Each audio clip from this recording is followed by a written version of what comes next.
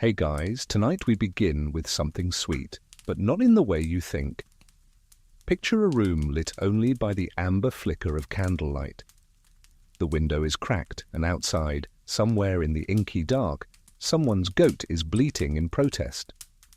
Inside, a young couple sits awkwardly, not on a velvet honeymoon suite mattress, but maybe a straw-stuffed bed that smells vaguely like onions. There are no rose petals, no towel swans, just them, and a large jug of fermented honey wine. You might have heard the term honeymoon and pictured tropical beaches, couples massages, or matching luggage with gold monograms. But you're about to discover that this sweet-sounding tradition has roots far older and far stranger than you were probably taught. It's sticky, it's awkward, and frankly, if you were tossed back into the honeymoon customs of centuries past, you probably wouldn't survive the first night. So, before you get comfortable, take a moment to like the video and subscribe, but only if you genuinely enjoy what I do here. And hey, drop your city and local time in the comments. I always love seeing where you're listening from. Now, dim the lights, maybe turn on a fan for that soft background hum, and let's ease into tonight's journey together. You've just been married. It's the year, let's say, 4000 BCE. Civilization as we know it is barely out of the starting gates, and you, lucky you, are about to enjoy your honey month, or what will later become the term honeymoon. Only there's no beach resort in sight. Instead, the ancient custom believed to be the seed of this tradition was something much more fermented. You'd drink a lot of honey-based wine, what's called mead, every day for a full lunar cycle. That's one moon's length, about 28 to 30 days. Hence, honey plus moon. Romantic? Not quite. The original idea was less about relaxation and more about fertility. Mead, sweet and mildly alcoholic, was thought to be a natural aphrodisiac. It loosened nerves, boosted spirits, and, people believed, helped the newlyweds conceive their first child swiftly. Because back then, producing heirs wasn't just a family dream, it was survival strategy. Children meant labor, lineage, legacy. No babies? Big problem. In some cultures, mead was so essential that the groom's family would brew and supply a whole month's worth for the bride and groom. They didn't leave for a vacation, they stayed put in their new home or hut, drinking, trying to get along, and, well, fulfilling certain duties with the hope of a positive pregnancy test by the next full moon, if those existed yet. This is all assuming you were married willingly. You probably weren't. Marriage was often a transaction, not a celebration of love. Families arranged it, dowries sealed it, and you, let's say you're the bride, might not even know your new husband's full name. You sip your mead, you try not to cry. You're told this is how it goes. Historians still argue whether the honey month was universally practiced or more localized, say, in Mesopotamia and parts of northern Europe. The written record is sparse, but what's consistent across early agricultural societies is that alcohol, especially honey wine, was closely tied to marriage rituals. It soothed nerves, masked fear, and served as a social lubricant long before therapy or marriage counseling. A mainstream historical fact here. The word honeymoon first appears in English print around the 16th century, but the concept is far older. In Babylon, there was a tradition that a bride's father would give his new son-in-law all the mead he could drink for one lunar month after the wedding. Why? Because a drunk son-in-law was a pliable one. Or possibly one too inebriated to go running off with another woman. Win-win. And then there's the fringe tidbit. The curious little theory floating around some circles that the term may also have had a sarcastic edge. That the honeymoon was so named because after that sweet, syrupy month, things only went downhill. You know, the honey fades and the moon wanes. The sarcasm is ancient. That bit has aged surprisingly well. Now imagine this. The first night of marriage, your family and neighbors might not even leave you alone. In some communities, witnesses waited just outside the door, ready to collect the bed sheets as proof. Proof that you had, made it official. Some even paraded the evidence through the streets. Yes, bed sheets, your grandma might be watching. That's your honeymoon. And still you're expected to smile. All this to say, the earliest honeymoons weren't about indulgence or escapism. They were about production, performance, and pressure. You weren't unwinding, you were being observed, watched, judged. Your modern self is cringing, understandably. But hold that discomfort. It's only the beginning. We're about to drink deeper from the strange origins of this supposedly sweet tradition, and by the time we reach the present day, you might start to see honeymoons not as the reward at the end of a wedding, but as the final test before real life begins. And next up, a drunk Babylonian groom, a father-in-law with a mead barrel, and the question no one wants to ask: how much honey wine is too much? Let's find out. You wake up groggy, your tongue glued to the roof of your mouth like you licked a beehive in your sleep. Your head pulses. The mead was flowing last night because it was supposed to.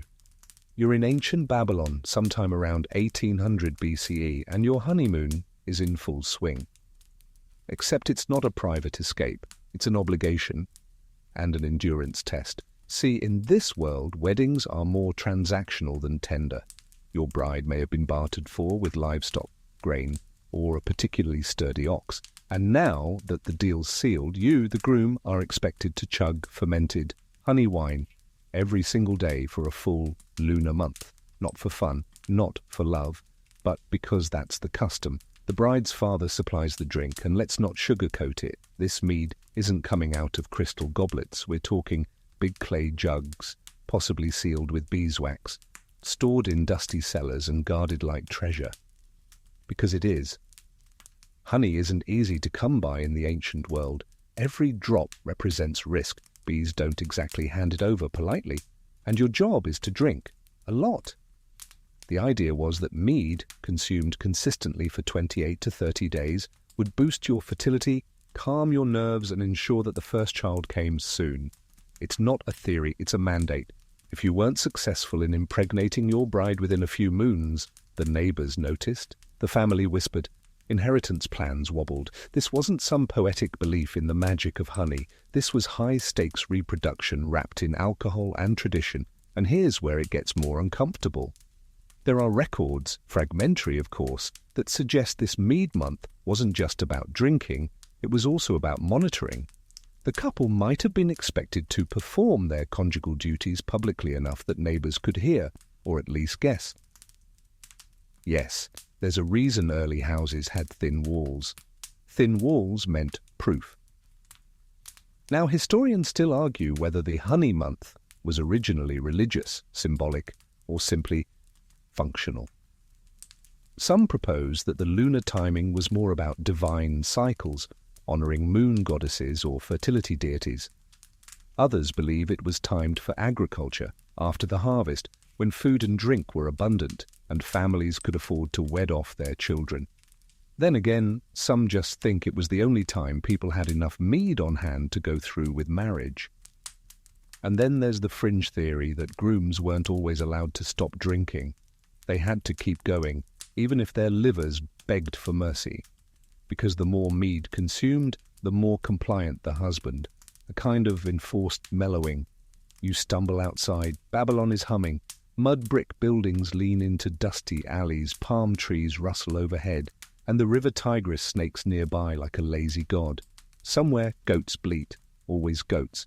And across the way your new father-in-law eyes you with a look that says, "Did you drink the whole jug? Because if you didn't, you've offended him and possibly cursed the union." You try to smile and wave. Your stomach rolls. In Babylonian culture, everything was documented, on clay tablets no less. Transactions, marriages, contracts, and, yes, sometimes even the brewing of mead. The Code of Hammurabi has laws outlining marriage expectations, dowries, and punishments for abandonment. Love doesn't appear much. Stability does. Lineage does. Status, always. That's the uncomfortable truth. The honeymoon wasn't about personal joy. It was about proving that the deal was sound, that the groom could handle his role, that the bride could fulfill hers. If anything went wrong, if a pregnancy didn't result, if one of you left, or if the mead jug remained suspiciously full, it reflected badly on both families. You walk back inside, where the second jug of mead waits. You're supposed to finish it today. That's how you prove your part.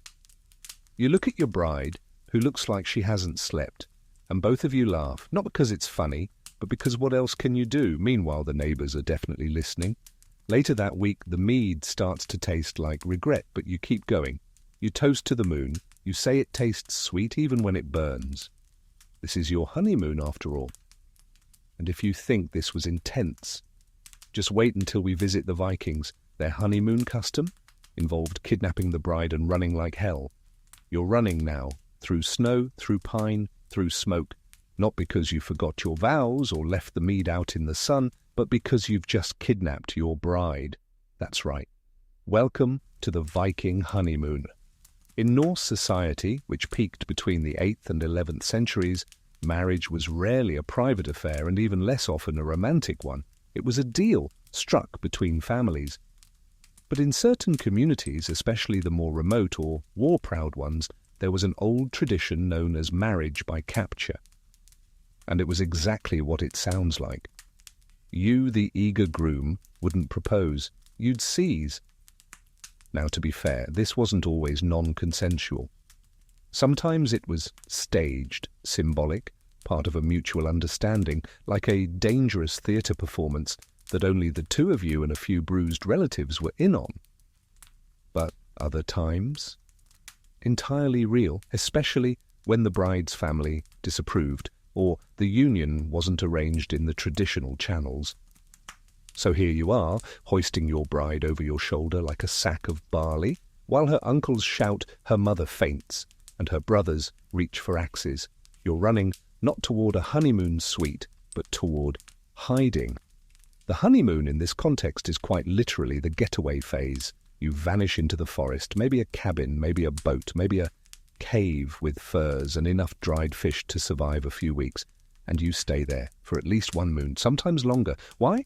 Because if you could hide successfully, if you and your bride could remain undiscovered or unseized by angry kin for 30 days, the marriage was considered valid, permanent, legally binding.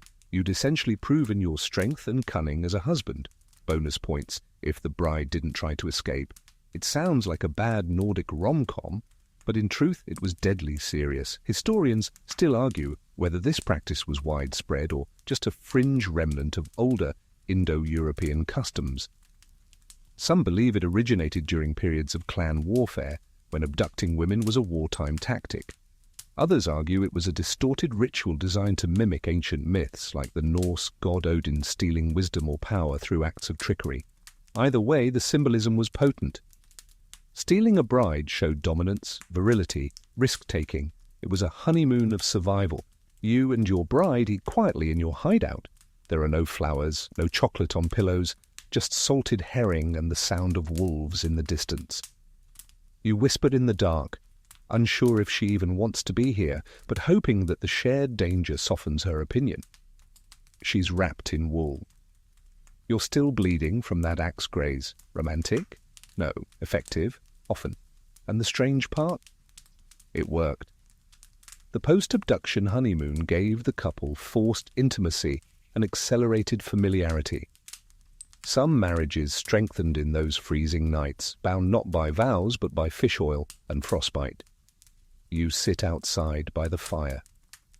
The stars overhead are sharp as blade tips. In the distance, someone might be looking for you, but for now, you're safe. One more day, one more moon, and then the union becomes real. A mainstream historical fact here, the term bride kidnapping has global reach. It wasn't just Vikings. Similar traditions popped up across Eurasia, Mongolia, Kyrgyzstan, parts of ancient Rome. It was sometimes symbolic, sometimes terrifyingly real. In many cases, the honeymoon was the hiding period when both parties, by choice or by force, adjusted to their new reality. The fringe tidbit? Some Viking warriors believed that consummating a union during a full moon, especially on stolen land, gave the first child the spirit of a conqueror. That baby would grow fast, fight well, and never freeze. So couples timed their flight carefully, moon charts in hand, battle wounds fresh. You sip a horn of ale, no mead this time, too sweet for war folk, and stare into the fire. This is your honeymoon, a month in exile, chased, tested, and constantly wondering if someone is sneaking up behind you. And you thought your in-laws were difficult. The moon waxes. Your bride leans closer now, maybe because it's cold, or maybe because you've survived something terrible together. You're both changed. In the distance, horns echo. You've either been found or welcomed back.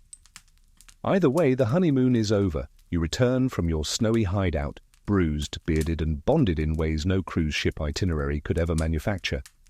But this honeymoon wasn't just a Viking quirk. No, the idea of marriage by capture and the necessary cooling-off honeymoon that followed was a far broader and, frankly, far stranger phenomenon across the ancient world.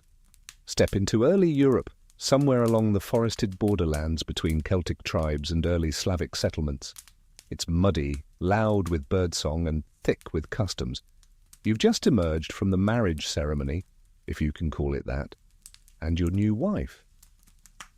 She's been dragged from her father's home without much ceremony at all, because that, unfortunately, was the point. You see, in many ancient cultures, especially across pre-Christian Europe, stealing the bride wasn't just accepted, it was expected. Symbolically or literally, the groom and his companions would storm the bride's home, tear her from her family's embrace, and carry her off into the woods, the next village, or simply down the hill. Screaming was part of the theatre. Sometimes it was real. It sounds barbaric, and, to be honest, it was. But it served a purpose, to sever the bride's ties to her original household and, symbolically, sometimes violently, establish her belonging to a new one. It was the performative rupture of loyalty. In a world where women were property, inheritance was everything, and family lines were guarded like sacred altars, this rupture needed to be loud. So your honeymoon, if you were the bride, didn't start in a spa robe. It began in tears, with aching wrists in a stranger's bed. And if you were the groom, you were expected to keep her. Not just physically, but mentally, persuade her, tame her in the language of the times, not because you were a romantic, but because if she ran back to her father's home, the marriage was void, the dowry gone, the alliance broken, your name shamed. So you brought her gifts, spoke gently, shared salted meat, sang clumsy songs by firelight, or in the less charming versions, simply locked the door and waited. Historians still argue whether these customs were always violent or if, as some suggest, they eventually became stylized, a kind of ritualized skit that both sides understood. In some Slavic weddings, for example, the kidnapping was accompanied by flutes and dancing, with mock fights that ended in laughter. But in others, especially where tribal conflicts simmered, bride stealing was dead serious. One quirky bit? In some early Germanic tribes, the groom's friends were responsible for guarding the couple during the first night, not to ensure privacy, but to prevent escape. Imagine your buddies sitting outside your door, passing around a jug of something fermented, listening for movement, and ready to tackle your bride if she made a break for it. That's right. Your honeymoon squad wasn't about matching T-shirts and poolside drinks. It was a literal security team. You and your bride might live in a one-room hut now, the fire always threatening to go out. There's no privacy. If you're lucky, the bedding is straw, not hay, less pokey. You both stare at the ceiling, unsure what comes next. Maybe you've only exchanged a few words, maybe you're still afraid of each other, but you're married, it's done. And the honeymoon? It's the trial period, a socially sanctioned window to make things stick, to coax out cooperation, or simply wait out the clock until it's too late for either family to undo the arrangement. Outside, the village whispers. They wonder if you've settled in. They calculate, quietly, when a baby might appear. A mainstream historical fact here. The Romans too embraced this theme, sort of. The famous rape of the Sabine women is one of Rome's founding legends, where early Roman men abducted women from neighboring tribes to populate their fledgling city. It was considered bold, strategic, even necessary. The women in time were said to have accepted the union. Whether that's myth, propaganda, or a heavily edited reality, historians still debate. But across all these versions, one thing holds true. The honeymoon phase wasn't about relaxation. It was about retention. Whether you were running through the fjords or holed up in a candlelit cabin, the goal was to turn chaos into commitment. And if you think things might improve once we reach the Middle Ages, oh no, that's when we add dowries, church law, and an audience outside the bedroom door. Let's keep going. The bed creaks, not from passion, heavens no, but from sheer structural unreliability. You're in a medieval house now, somewhere in 13th century France or England. The walls are timbered, the air is damp, and your honeymoon has begun. Except it's less a vacation and more an event, a monitored, reported on, sometimes witnessed event. Let's rewind for a moment. You've just been married. The feast was loud, the mead was flowing, and a suspicious amount of the ceremony involved goats, bread, and blessings. You, the groom, probably looked terrified. Your bride, no less so.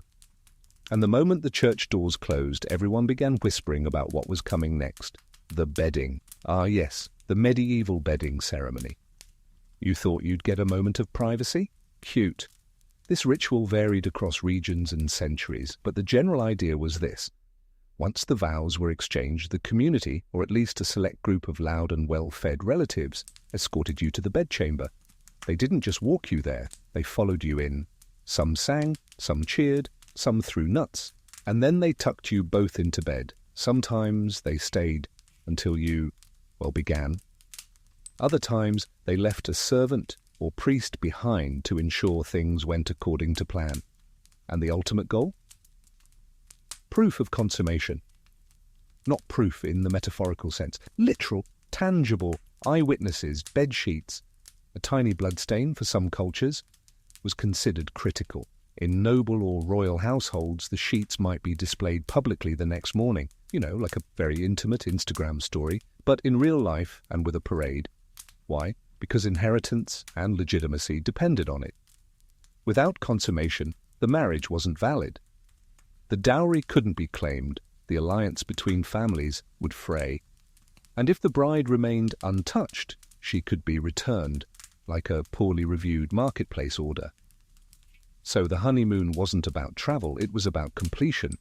The newlyweds often didn't go anywhere at all, they simply stayed put, surrounded by wagging tongues and listening ears, until the family felt confident that the transaction had been finalized. You lie stiffly on your side of the straw mattress, the scratchy linen catching every movement. Your bride breathes quietly beside you, the candle sputters, and just outside the door, someone coughs, loudly. You hear whispering, possibly wagers. Romantic? Not in the slightest. A mainstream historical fact.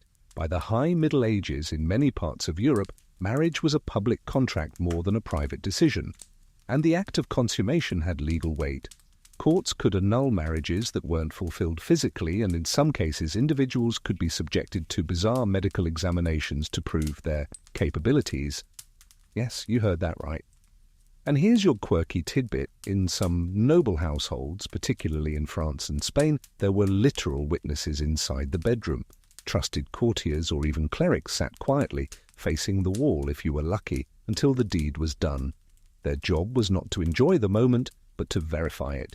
Historians still argue whether this practice was widespread or exaggerated in records for theatrical flair. Some say it was limited to royalty and high nobility. Others insist it trickled down into merchant classes where dowries were involved. Either way, the anxiety was real. So your honeymoon wasn't candles and roses, it was pressure, scrutiny, and a level of exposure that no modern couple could stomach. Instead of sipping wine in a cabana, you're bracing yourself while a priest clears his throat just outside your door. And the next morning, you're expected to emerge looking proud, triumphant, and slightly rumpled. Your relatives will clap you on the back. Your bride's mother might tear up. The chambermaid will collect the sheets. This is your review. Your first Yelp rating as a couple. Then, and only then, might you be allowed to retreat. Maybe to another room. Maybe, if you're wealthy, to a country manor.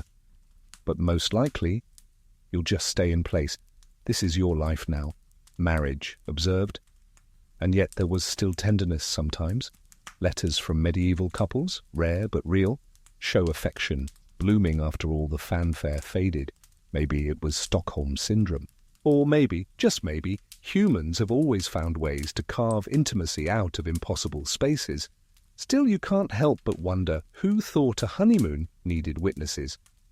Let's move on, because by the time we get to the Renaissance, things get sneakier and significantly more scandalous.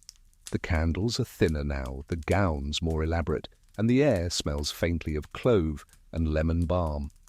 You're in Renaissance Italy, perhaps Florence or Venice, surrounded by marble courtyards and suspiciously quiet servants.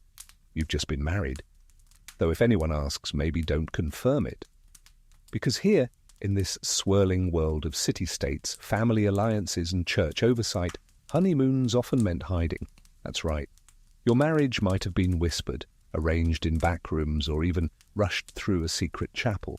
Because even though everyone loves a good wedding, the Catholic Church wasn't always thrilled about people sneaking off for romantic getaways or unchaperoned honeymoons that led to suspicious pregnancies. So you and your bride? You've slipped away, not to celebrate, but to avoid scandal. In the Italy of the 15th and 16th centuries, the honeymoon wasn't formalized, but it was strategic. If your families had pulled off a secret marriage, perhaps for political reasons, or to avoid dowry disputes, you needed time to secure it. That meant getting out of town, quietly, before anyone could object. You pack quickly. She wears a veil. The carriage is modest, unmarked. Maybe you head to a countryside villa owned by a distant uncle. Or maybe you slip into a convent guest house pretending to be cousins. Either way, your honeymoon is part romantic refuge, part legal insurance, because once you've been away for a few days or weeks, the news spreads.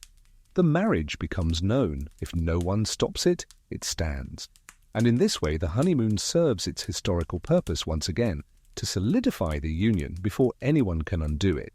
Historians still argue whether this escape-based honeymoon was common practice or just a necessity among the upper classes.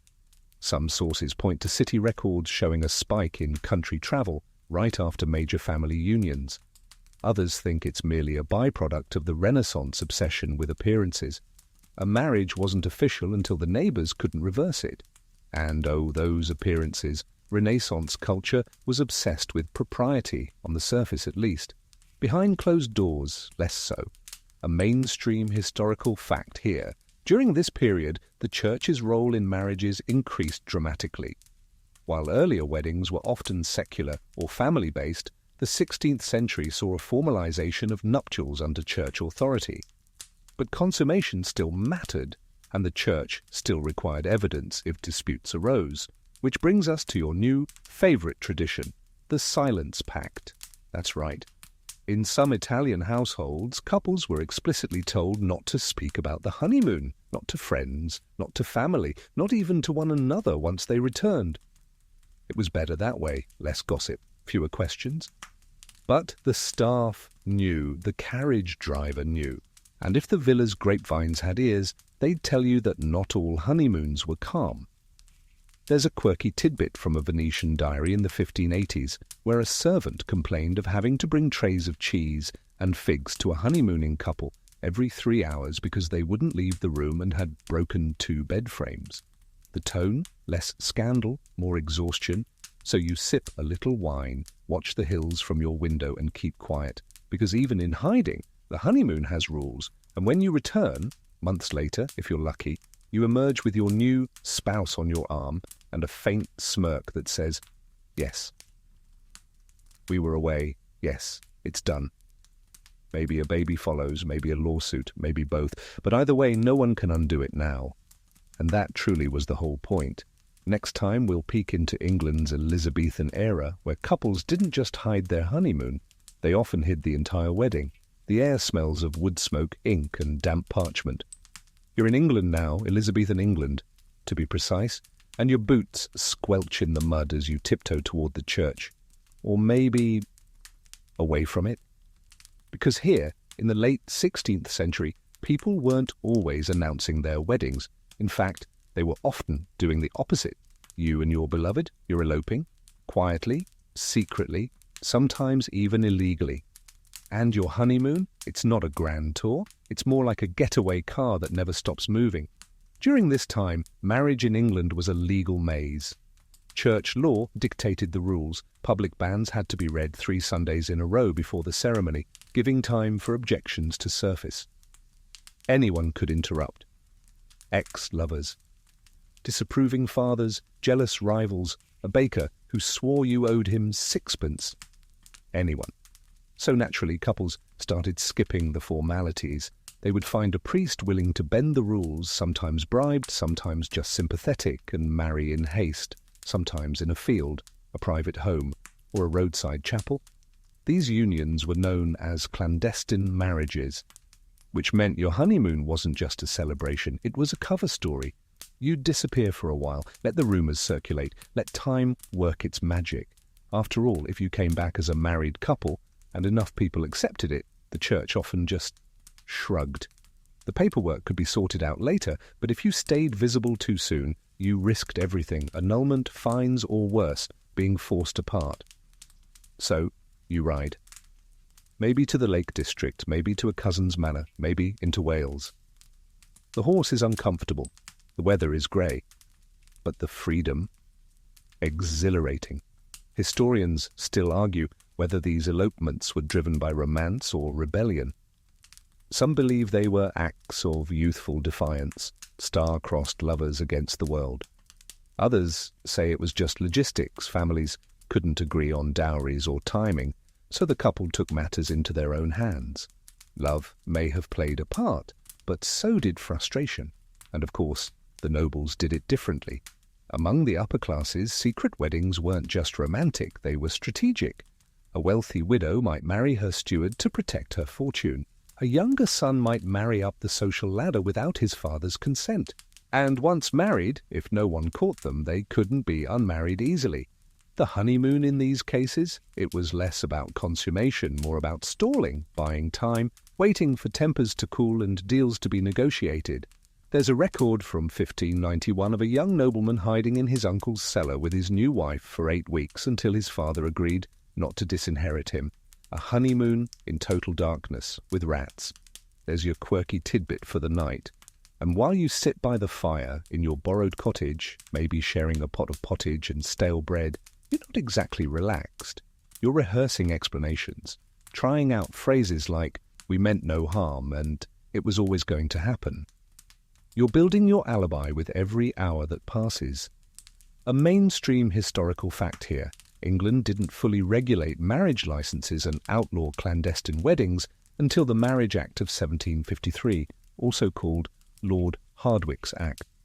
Before then, these secret unions were messy but common. After that, they became illegal unless done properly. But for over 2 centuries, couples kept slipping through the cracks. And what about the wedding night? If you were lucky, there was privacy.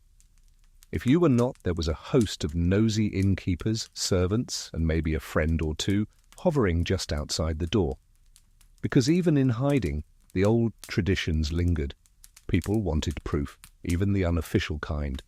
Still, the honeymoon served its quiet purpose, to cement what paper and priests might not. If the couple returned united, visibly close, perhaps even expecting a child, then the union stood. And once again, the honeymoon wasn't about leisure. It was damage control, a buffer zone, a period of silence between decision and consequence. Next, we'll step into the strange custom where honeymooners didn't travel at all, but their relatives did, because sometimes the bride and groom stayed in bed while everyone else packed the bags. The fire crackles low in the hearth and you're still in your bedchamber, newly married, slightly bewildered and not going anywhere.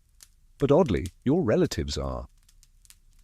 Welcome to the curious tradition of the wedding tour, an early European custom where instead of the bride and groom embarking on a honeymoon trip, it was the extended family who packed up and hit the road. Yes, that's right, you're staying home.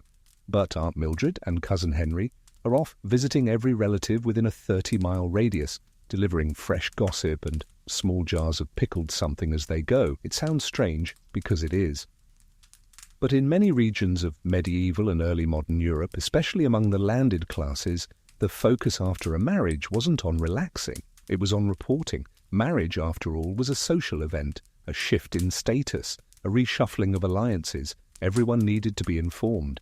And since there was no Twitter to post your wedding pics on, you relied on physical presence. So your family members took on the role of public relations reps.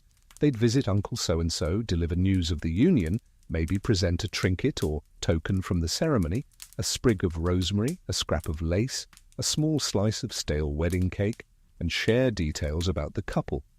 Not the romantic details, mind you, more like, she's bearing up well, or he's got a good head on his shoulders, or the ever-popular, they seem content.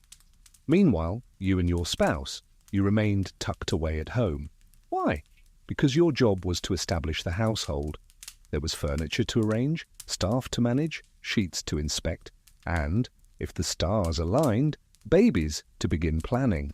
The idea of travelling right after a wedding, that was seen as wasteful, impractical. Why leave just as you're supposed to begin building? Historians still argue whether the so-called stay-at-home honeymoon was out of necessity or tradition. Some suggest travel simply wasn't easy or safe. Roads were muddy, inns were dodgy, and bandits were a real concern. Others believe it was a holdover from ancient customs, where the home needed to be settled by the new couple before it became truly theirs.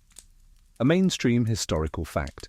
By the late medieval period, especially in Northern Europe, households were considered the fundamental social unit, not the individuals within them. The marriage wasn't just a relationship, it was a foundation, and that foundation had to be visibly, domestically solid before anyone started gallivanting off to the coast. So instead of sea breezes and candlelit dinners, your honeymoon consisted of domestic chores, reorganizing the pantry, taking inventory of linens, learning which window shutters actually latch. Some couples even used this time to meet each other's household staff, like awkward corporate onboarding with aprons and soup. And now your quirky tidbit. In certain Flemish regions during the 14th and 15th centuries, newlywed couples were forbidden, yes, forbidden, from leaving the village for the first 6 weeks of marriage. The reason? Community stability. The idea was that if they ran off too quickly, it meant they were dodging obligations, unpaid debts, unblessed unions, or, heaven forbid, taxes. So here you are, possibly bored, possibly relieved. Your new spouse is trying to figure out how to light a fire without burning the entire house down. There are housewarming gifts still stacked in the corner, baskets of cheese, candles carved with initials, maybe a goose or two. Outside, a cart rattles down the road, your relatives waving dramatically as they set off to tell the world you're hitched. Your honeymoon is very quiet. You sit together by the hearth. Maybe you hold hands. Maybe you argue about where the bed should go. Maybe you simply sit in silence, digesting the enormity of it all. But eventually, the visitors return, one by one, with news, blessings, gossip, and, if you're lucky, more cheese. And then the real life begins. If you thought not travelling was strange, wait until you see what happens when travel does enter the picture, because with the Industrial Revolution, honeymoons started picking up steam. Literally, steam whistles, carriage wheels clatter on cobblestone, and just like that, you've crossed a threshold in honeymoon history, into the 19th century, where industrialization begins to reshape everything, including how people get married, and more importantly, how they celebrate it afterward. You're in England now, or perhaps northern France. The year is somewhere around 1830. Trains are still a novelty. Gas lamps flicker like magic, and wedding dresses are finally becoming white, at least for the wealthier crowd. And suddenly something is shifting. Honeymoons are starting to mean travel. Not for everyone, of course. This is still a luxury of the upper and rising middle classes, but it's happening. The old idea of staying put, managing the household, sending relatives to do the talking, is giving way to something that feels almost recreational. They called them bridal tours. You and your new spouse would board a train, clatter your way through countryside vistas and visit relatives, or just take in the sights. Paris if you were fancy, Bath if you were British, the Lake District for the poetic types, and if you were truly daring, perhaps the continent, Florence, Vienna, or somewhere with slightly exotic cheese. But let's not over-romanticize it. These early bridal tours were less about whispering sweet nothings in luxury suites and more about showing off the union. You'd present yourselves to distant cousins, influential aunts, business associates of the family. In essence, the honeymoon had become a mobile PR campaign. You'd arrive with your matching trunks, embroidered handkerchiefs, and a carefully rehearsed glow. The goal? Reassure everyone that you were a united front, that the marriage was successful, that no one had made a terrible, scandalous mistake. And yet, for the first time in history, you were moving. You were out of the house, away from the village, beyond the watchful eyes of your in-laws. There was room, however narrow, for intimacy to bloom. A mainstream historical fact, Queen Victoria herself went on what many now consider a modern honeymoon in 1840. After marrying Prince Albert, the royal couple retreated to Windsor and then to the estate at Osborne House, an unprecedented move for a monarch and one that helped cement the trend among aristocracy. When royalty vacations, everyone else follows. But let's not forget the fringe crowd. There's a quirky tidbit from a diary in 1851 written by a merchant's wife in Yorkshire. We took the train to Scarborough and were greeted by 2 porters, 1 goose, and my cousin Marjorie, who fainted upon hearing we had shared a compartment. Apparently, the idea of a married couple sharing a train cabin alone was still mildly scandalous, even though the entire point was that they were now allowed to. Historians still argue whether these early honeymoon journeys were embraced or merely tolerated. Some families saw them as a modern step forward, more private, more romantic, more progressive. Others worried that travel weakened tradition. Who would watch the new couple? Who would report back? There were also practical concerns. Trains were fast but bumpy. Roads were unpredictable. Hotels were, let's say, varied in quality. If your bridal tour took you to the wrong inn, you might end up in a bed full of fleas and regret, and yet it was freedom. You and your spouse could be anonymous. Strangers in a new town. You might hold hands more freely, flirt over tea, or dare to ask questions that wouldn't have been appropriate back home. Still, much of the bridal tour's focus remained on appearances. You dressed well, you visited galleries, you bought tasteful souvenirs. You were part of society's great performance. But under all the stiff collars and social calls, something was quietly shifting. The honeymoon was no longer just about proving marriage had taken place. It was starting to become about the experience of being together, alone. And that shift, subtle as it was, paved the way for everything to come.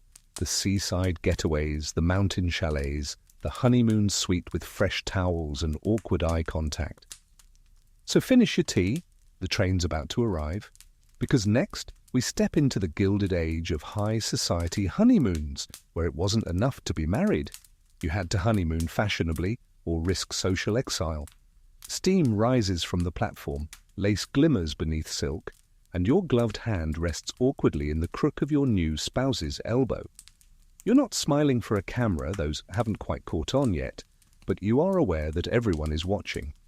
Because in this gilded, ever so image-conscious age, your honeymoon isn't just a trip, it's a statement. Welcome to the late 19th century. The Victorian honeymoon is in full swing, and if your itinerary doesn't include the French Riviera, the Swiss Alps, or at least one opera house, you might as well not be married at all. The age of fashionable honeymoons has arrived. Once Queen Victoria set the tone with her post-wedding retreat, aristocrats across Europe and eventually wealthy Americans followed suit with increasing grandeur. Honeymoons became less about privacy and more about presentation. You didn't just retreat, you paraded. It started with the departure. Couples wore specially tailored going-away outfits.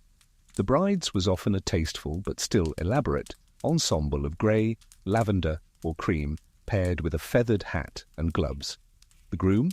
Morning coat, cane, maybe a boutonniere if he was feeling whimsical.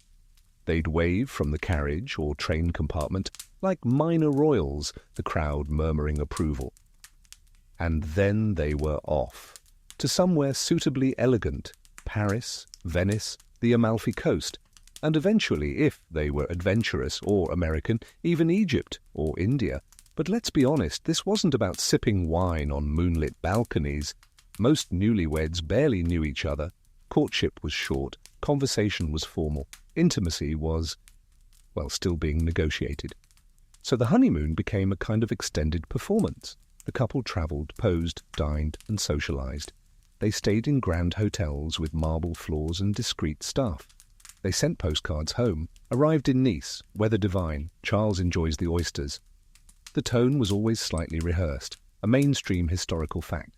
By the 1870s, honeymoon itineraries were often published in women's magazines. Sample rotes, wardrobe suggestions, even meal recommendations were offered. Brides were advised to bring 3 bonnets, a tea gown for lounging, and at least 2 travel corsets, one for day wear, one for breathing. And yes, that brings us to your quirky tidbit, the honeymoon corset, a slightly more flexible undergarment designed for newlyweds who might be, let's say, attempting more than light conversation. Some were even embroidered with doves or forget-me-nots, very subtle, very uncomfortable. Historians still argue whether these honeymoons actually brought couples closer or just put pressure on them to perform affection before they even understood how to share a room without knocking over a chamber pot. Still, these journeys did allow for moments of quiet, of connection. Maybe you strolled along a Riviera promenade arm in arm. Maybe you shared a laugh over bad coffee in a grand hotel's echoing salon. Or maybe, like many, you endured the awkward silence of a long carriage ride, wondering how one bridges the gap from just met to forever. At the same time, the idea of documenting the honeymoon became fashionable. Sketches, souvenirs, pressed flowers, even lockets filled with sand or pebbles from wherever you visited. One noblewoman from Sussex reportedly carried a pebble from each honeymoon stop and displayed them in a velvet-lined cabinet labelled Stages of Love. Her husband notably called it the Rock Collection of Doom.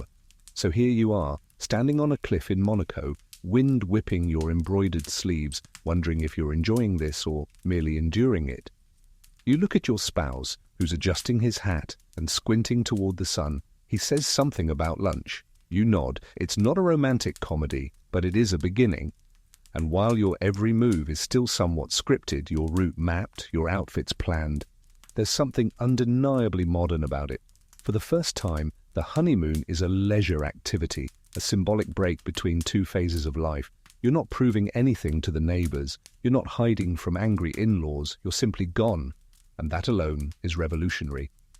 Next, we climb aboard the Iron Horse once again because with the rise of the railway, honeymoons are no longer just for the elite.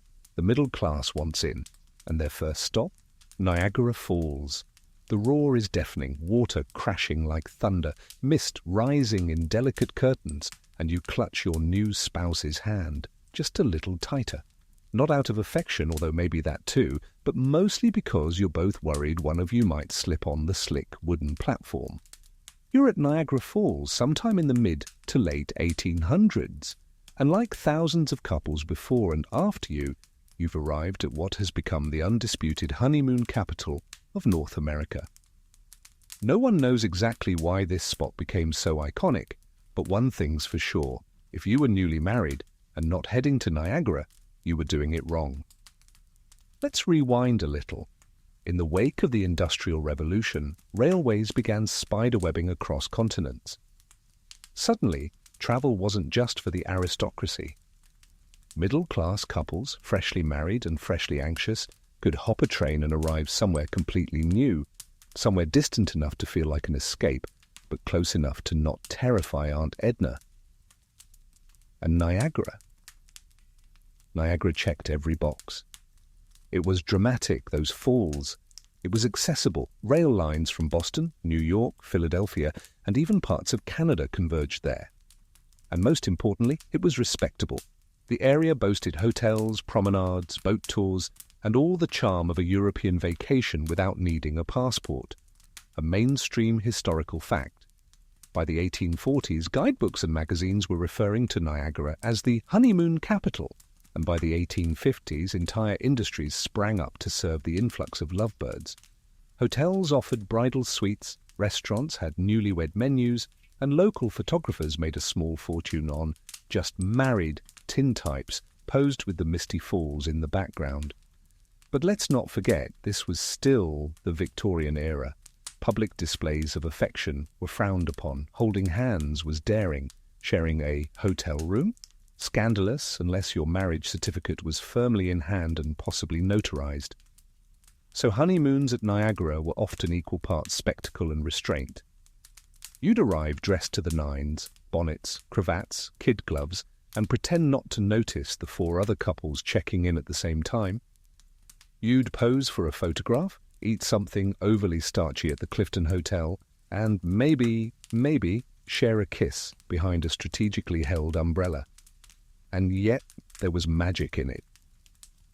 Standing near that thundering curtain of water, feeling the tremble beneath your boots, it was easy to believe in beginnings, in something larger than yourself. You and your new spouse would whisper to each other over the sound of the rushing falls, imagining your future, or maybe just complaining about your shoes. And here's your quirky tidbit. There's a legend, half fact, half tourist myth, that in the late 1800s some hotels offered certificates of courage to couples who rode the Maid of the Mist boat tour immediately after saying "I do." The idea was that if you could face the falls together in a tiny wooden boat, you could face anything. Some even wrote their initials on the damp hull in chalk, temporary love marks, swept away by spray. Historians still argue whether Niagara became popular purely due to logistics or if there was something more symbolic at work. The unstoppable force of the water, the cleansing mist, the risk, the awe, whatever the reason it stuck. Niagara became not just a destination but a ritual. And by the 1890s it wasn't just Americans. Canadian couples came. Europeans even made the journey across the Atlantic. Honeymooners would arrive by steamship, rail, carriage, even hot air balloon, in one famously doomed case. Don't ask how that went.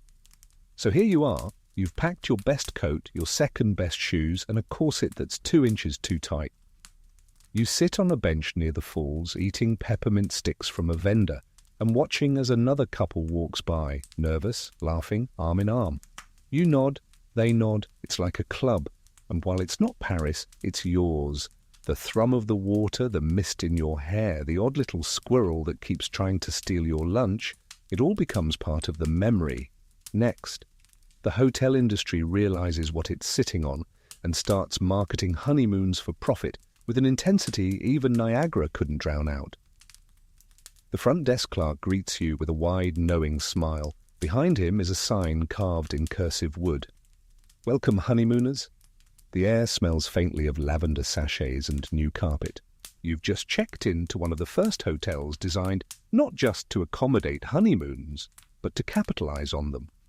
Because by the turn of the 20th century, the hospitality industry had seen the future, and it was monogrammed.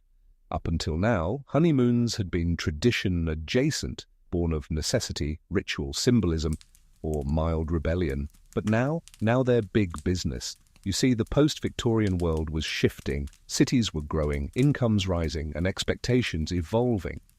The middle class had more money and more aspirations. And as honeymoons became increasingly normalized, a clever segment of hoteliers realized, why wait for couples to choose a destination when you could be the destination? The first wave? Niagara Falls hotels, naturally. They began branding themselves not just as places to stay, but as part of the experience. Special bridal chambers were introduced, rooms with softer linens, canopy beds, fresh flowers, and in some cases locks that actually worked. A luxury, truly. Then came the honeymoon packages, discounted rates for couples who could prove they'd just tied the knot. They'd throw in breakfast, maybe a carriage ride, perhaps even a photo to take home. Honeymoons became curated, staged, and, let's be honest, slightly upsold. A mainstream historical fact, the early 1900s saw the rise of honeymoon hotels not only in traditional spots like Niagara, but in newly fashionable coastal towns, spa resorts, and even mountain retreats, the Catskills, the Poconos, Cape May. Brochures began appearing in travel agents' offices with lacy fonts and pastel illustrations. Spend your first days of wedded bliss with us. It was a new kind of marketing, not just luxury, not just escape, but the promise of something emotionally essential. If you didn't honeymoon properly, what did it say about your marriage? So you arrive, wide-eyed and exhausted from the train. Your suitcase creaks with starched linen and impractical shoes. You sign the ledger, Mr. and Mrs., and the desk clerk winks before handing you a sprig of rosemary for fidelity. It's all very tasteful and quietly commercial. And then there's the honeymoon suite, a term that now carries a peculiar weight. It might include champagne, it might not. There may be mirrors or floral wallpaper or an oversized heart-shaped bathtub if someone got too excited in the planning stage. In any case, the goal is clear. This is your nest, if only for a few days. And yes, it's curated. There's a quirky tidbit from a 1911 travel journal where a groom recounts checking into a honeymoon suite in Lake George, only to find a note on the pillow: "To the newlyweds, may this bed never know sorrow." He and his wife laughed so hard they slept on the floor. Romance. Historians still argue whether these honeymoon promotions were a reflection of shifting cultural priorities or a driving force behind them. Did hotels shape the honeymoon fantasy, or did they merely respond to a growing desire for private celebration? The answer is probably a little of both, but the result was undeniable. The honeymoon became an industry. Hotels redesigned rooms, staff were trained in gentle euphemisms, entire floors were sometimes reserved for newlyweds only, so no one had to endure the stares of seasoned guests who'd seen the look of fresh marital panic before. And somewhere in all of this, real moments happened. Couples danced under chandeliers, they spilled soup and argued about trains, they woke up to foggy windows and whispered about their new life. The commercial wrapping didn't always diminish the meaning. Sometimes it gave it a stage. You and your new spouse sit in a tufted armchair by the window. The room is quieter than expected. Downstairs, a phonograph scratches out something vaguely romantic. You clink teacups. You try to pretend this isn't all a little bit weird. And then, in spite of yourselves, you laugh. You're here. You did it. You've arrived at the edge of forever, and the bellhop just called you Mr. and Mrs. Lovebirds. You cringe, but you smile anyway. Next stop. The wardrobe wars begin, because if you're going to honeymoon in public, you'd better look the part. Bring on the honeymoon fashion boom. You've barely unpacked your trunk, and already there's a crisis. Your hat won't hold its shape. Your corset is one hook away from betrayal, and your spouse has somehow wrinkled every cravat in the luggage before even stepping outside the room. Welcome to the honeymoon fashion boom, where looking married was as important as being married. Because now that honeymoons were a public affair played out in railway stations, lobbies, seaside promenades, and spa-town drawing rooms, how you dressed wasn't just a matter of taste, it was part of the script. By the early 20th century, travel for pleasure was a growing norm, but honeymoon travel remained a curated ritual with its own unofficial dress code.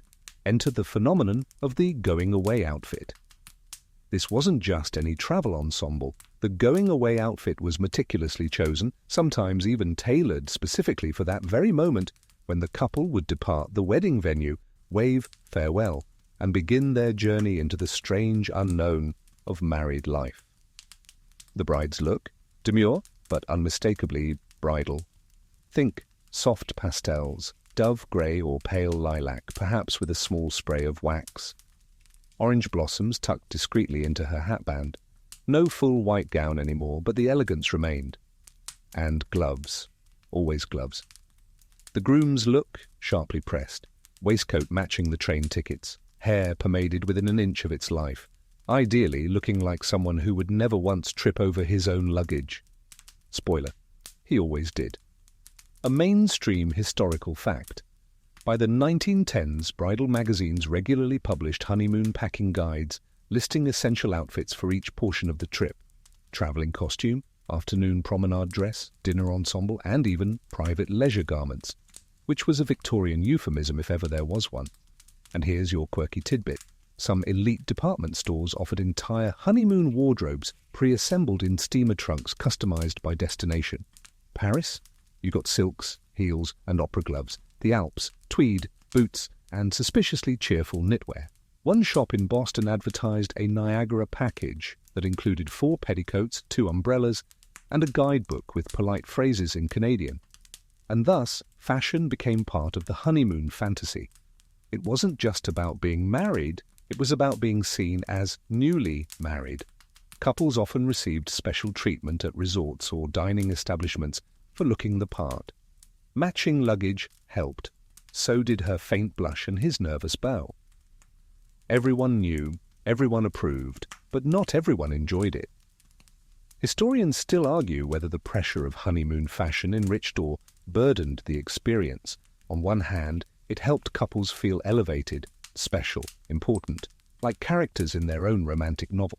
On the other hand, it demanded an exhausting level of performance. Newlyweds were expected to appear glowing, elegant, coordinated, and emotionally balanced, usually on very little sleep and 2 travel biscuits. There's a sweet diary entry from a bride in 1923 describing her first honeymoon breakfast. "I wore my sky blue wrapper with embroidered roses. Charles accidentally drank from the finger bowl. I pretended not to notice, but I did laugh into my toast. I think he blushed. I liked that." That's the quiet beauty of this period. Despite the costumes, the catalogues, the corsets and collars, real people were peeking through, real nerves, real joy, real indigestion. And somewhere in the middle of all this fabric and formality, something else emerged. The notion that the honeymoon was a rite of passage, not just in romance, but in identity. You weren't just 2 people traveling, you were a unit, a visual, social, and occasionally over-accessorized team. So you stand now on the hotel veranda, your outfits pressed, your hats at a slight angle, pretending you're not sweating under 5 layers of wool. The sea air tousles your spouse's hair just enough to ruin the look. But you let it go, you're learning. Next time, we'll watch what happens when the world goes to war. And honeymoons are squeezed between uniforms, telegrams, and the clock ticking toward deployment. The telegram arrived at dawn. 4 words, crisp and cold. Orders confirmed. Report tomorrow. You glance at your spouse, still asleep beside you, the blanket tangled around one leg. Your heart stutters, not with romance, but with a ticking clock. Because now your honeymoon has become a countdown. Welcome to the wartime honeymoon, a chapter in this long and winding history where romance had to sprint, compress, and often vanish entirely beneath the weight of urgency. Whether it was World War I, World War II, or any number of smaller conflicts that peppered the early 20th century, the traditional idea of a slow, sentimental honeymoon went straight out the porthole. Instead, you had train stations and overnight weddings, hurried courthouse vows and kisses stolen in uniform. You had suitcases barely packed and vows spoken in between air raid drills. A mainstream historical fact. During both world wars, a surge of so-called wartime weddings overtook cities across Europe, and the US young soldiers married sweethearts with little more than a few days of leave. Sometimes they met only weeks prior. Sometimes it was love, sometimes fear, sometimes the gnawing need to anchor oneself to something, anything, before shipping out. So what did a honeymoon look like in these times? It often didn't. But if it did, it was brief. Maybe a night in a boarding house, maybe a rented room near the barracks, maybe a picnic in uniform under an oak tree that would never know what was said beneath its branches. You may do because you had to. The honeymoon suite in wartime might be a room above a pub with thin walls and tea that tasted faintly of metal.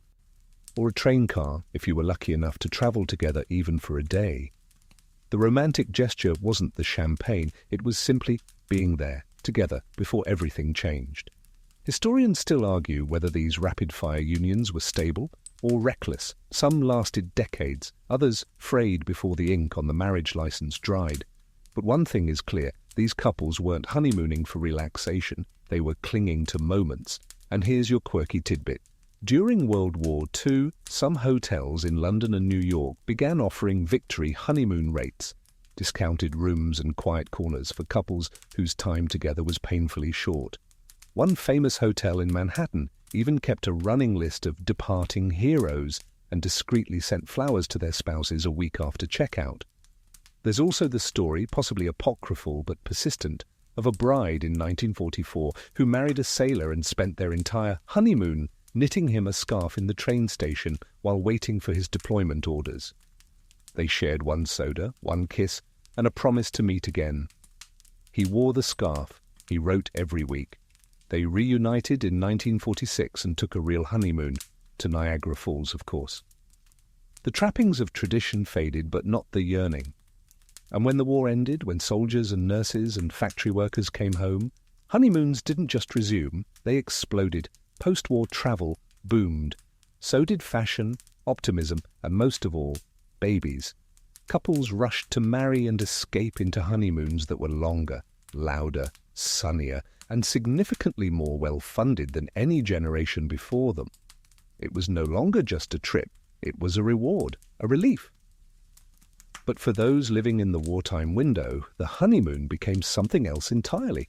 A brief suspension of time, a whispered agreement to love each other now because tomorrow was uncertain.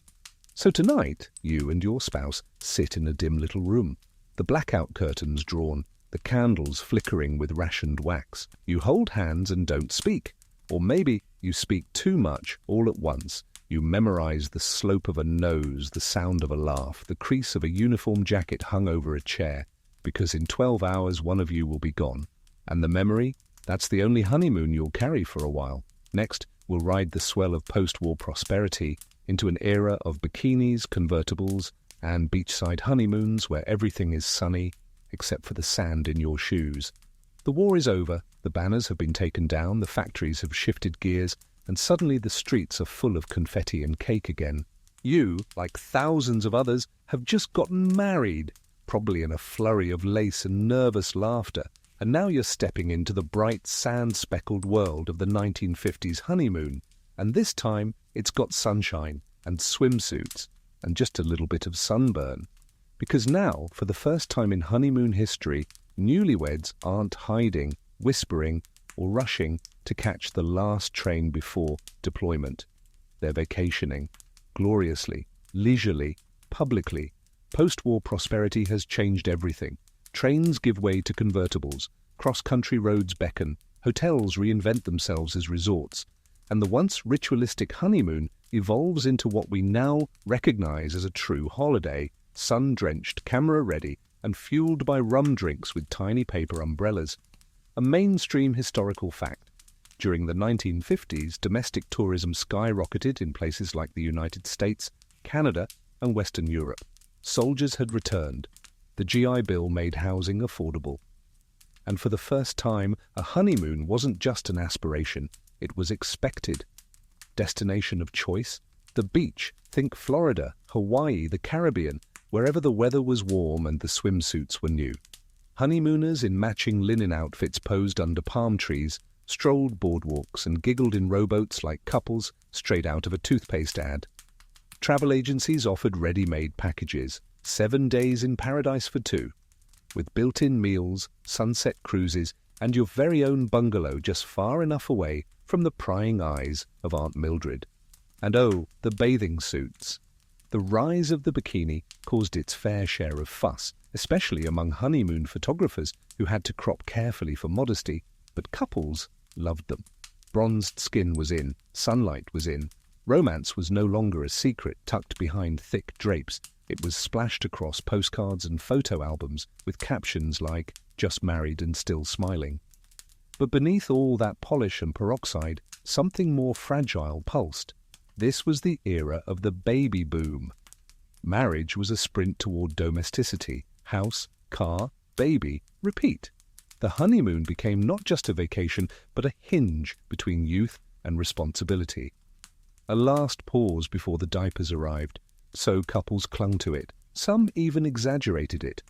There's your quirky tidbit. In 1954, a couple in California faked a trip to Europe for their honeymoon by mailing themselves postcards from a friend in Paris and staging black and white photos in front of a painted backdrop. They never left the state, but the illusion was perfect. Why? Everyone we knew was going to Europe. We didn't want to seem cheap, the bride confessed years later. Historians still argue whether the 1950s honeymoon was the peak of the romantic ideal or simply a glossy mirage, a performance of joy polished for public consumption. But there's no doubt it defined an era, and for some it delivered. You're reclining now on a rattan lounge chair, sunglasses perched on your nose, holding a melting scoop of sherbet in your spouse's hand. The radio plays something swingy, kids splash somewhere off to the left. A seagull eyes your sandwich with criminal intent. You're not hiding anymore, not proving anything, just being, even if your shoes are still full of sand. But don't get too comfortable, because soon the magazines will start to whisper, and your honeymoon will become something to optimize, customize, and monetize. Next up, the media blitz begins, and your honeymoon is suddenly a brand. You're lounging by the pool, half asleep, your spouse flipping through a glossy magazine that smells like coconut sunscreen and perfume samples. The headline reads, 10 tips for the perfect honeymoon look. Page after page of tanned couples in coordinated outfits, sipping drinks on yachts, laughing just a bit too hard. And it hits you, your honeymoon, it's no longer just a trip, it's a project. Welcome to the media makeover of the honeymoon, where travel agents, bridal magazines, and advertisers step in with a firm, manicured hand and say, "Darling, you're doing this all wrong unless you're doing it our way." By the 1960s and 70s, the honeymoon had transformed from a luxury into an expectation, and then again into a full-blown consumer ritual. The rise of suburban affluence, disposable income, and mass media fueled a tidal wave of curated perfection. And suddenly, your honeymoon wasn't just your own, it was public property. A mainstream historical fact. In the post-war boom, especially in the US, Brides magazine, Harper's Bazaar, and even Life began dedicating entire spreads to honeymoon planning. Think fashion editorials featuring honeymoon suitcases, yes, that was a thing, hotel reviews written in calligraphy, and destination maps sprinkled with pastel hearts. And so began the honeymoon checklist era. You needed matching resort wear, coordinated luggage, a schedule that included romantic dinners, cultural experiences, and intimate morning walks. Magazines even published day-by-day itineraries, as if love required a tight timetable. Here's your quirky tidbit. A 1968 issue of Modern Bride offered a honeymoon emotional timeline, warning readers that day 3 was typically when reality sets in and mild disappointment may surface. Counteract this with a picnic or matching beachwear. Imagine being emotionally coached by your luggage, and it wasn't just print media. Television commercials, radio jingles, and even department store window displays reinforced the idea that your honeymoon was a performance of success. You'd earned it, you deserved it, but also don't mess it up. Historians still debate whether this period marks the commodification of intimacy or just the natural progression of a capitalist society applying its glittery touch to everything. Either way, the honeymoon was no longer just about the couple, it was about the audience. So now you're juggling. You've got beach photos to pose for, postcards to write, remember people expect updates, and daily outfits to coordinate. You've also got the pressure of keeping things romantic, because heaven forbid your new spouse sees you without lip gloss or hears you snore. You sit at a candlelit table in a resort dining room where the waiters have learned to say congratulations in 6 languages. You toast, you smile, you eat something shaped like a flower. Later, you'll write magical evening in your travel journal just beneath the part where you nearly cried because your sandals gave you blisters and your hotel room had a leaky sink. Still, there's something hopeful in the performance. The idea that by dressing up your first days together, you can somehow summon the version of yourselves you want to become, that the glamour will sink in, that the love will sharpen in high definition, and sometimes it works. You lean into each other, you laugh at the ridiculousness of it all. You share a piece of key lime pie that tastes more like vanilla and food coloring. It's a memory now, yours. Next up, brace yourself for the honeymoon. Industrial complex is about to emerge, and your dream trip just got franchised. You step off the plane, blinking at the sunlight. There's a chilled towel waiting for you, and someone hands you a drink without asking. The napkin says, "Congratulations, lovebirds." And in that moment, surrounded by lush landscaping, piped-in steel drum music, and 24/7 service, you realize you haven't just arrived at a resort. You've entered the belly of the honeymoon industrial complex. Because now, in the neon-bright, high-gloss decades of the 1980s and 90s, honeymoons are no longer an experience you plan. They are something you purchase, fully packaged, pre-scheduled, and pre-approved by a whole new class of experts. The honeymoon planners, the bridal travel coordinators, the destination reps with walkie-talkies and clipboards. Your honeymoon, it's a product, and not a subtle one. A mainstream historical fact. By the late 1980s, the honeymoon travel industry was generating billions globally. Resorts like Sandals, Club Med, and Couples became iconic brands, each offering all-inclusive romance. Every detail was curated, from beachfront dinners to towel swans shaped like kissing dolphins. They didn't just sell rooms, they sold the illusion of perfection. Suddenly, every honeymoon came with a menu of pre-scripted moments: sunset cruises, couples massages, snorkeling excursions, breakfast in bed with tropical fruit no one can pronounce. And all of it, every papaya, every rose petal, every white canopy bed, was part of a tightly engineered emotional choreography. It wasn't enough to relax. You had to romance performatively, as if someone were always watching, even when they weren't. And don't forget the souvenirs. Stores inside the resorts offered honeymoon-themed T-shirts, engraved wine glasses, photo frames, and of course the ubiquitous "just married" flip-flops that left heart-shaped footprints in the sand. Not since the medieval bedding ceremony had there been this much pressure to be visibly, quantifiably in love. Historians still argue whether the rise of the honeymoon industry empowered couples or simply created unrealistic expectations. Did all-inclusive packages offer freedom or a lack of spontaneity disguised as choice? The debates continue, but one thing is certain: for many, these honeymoons were dreamlike.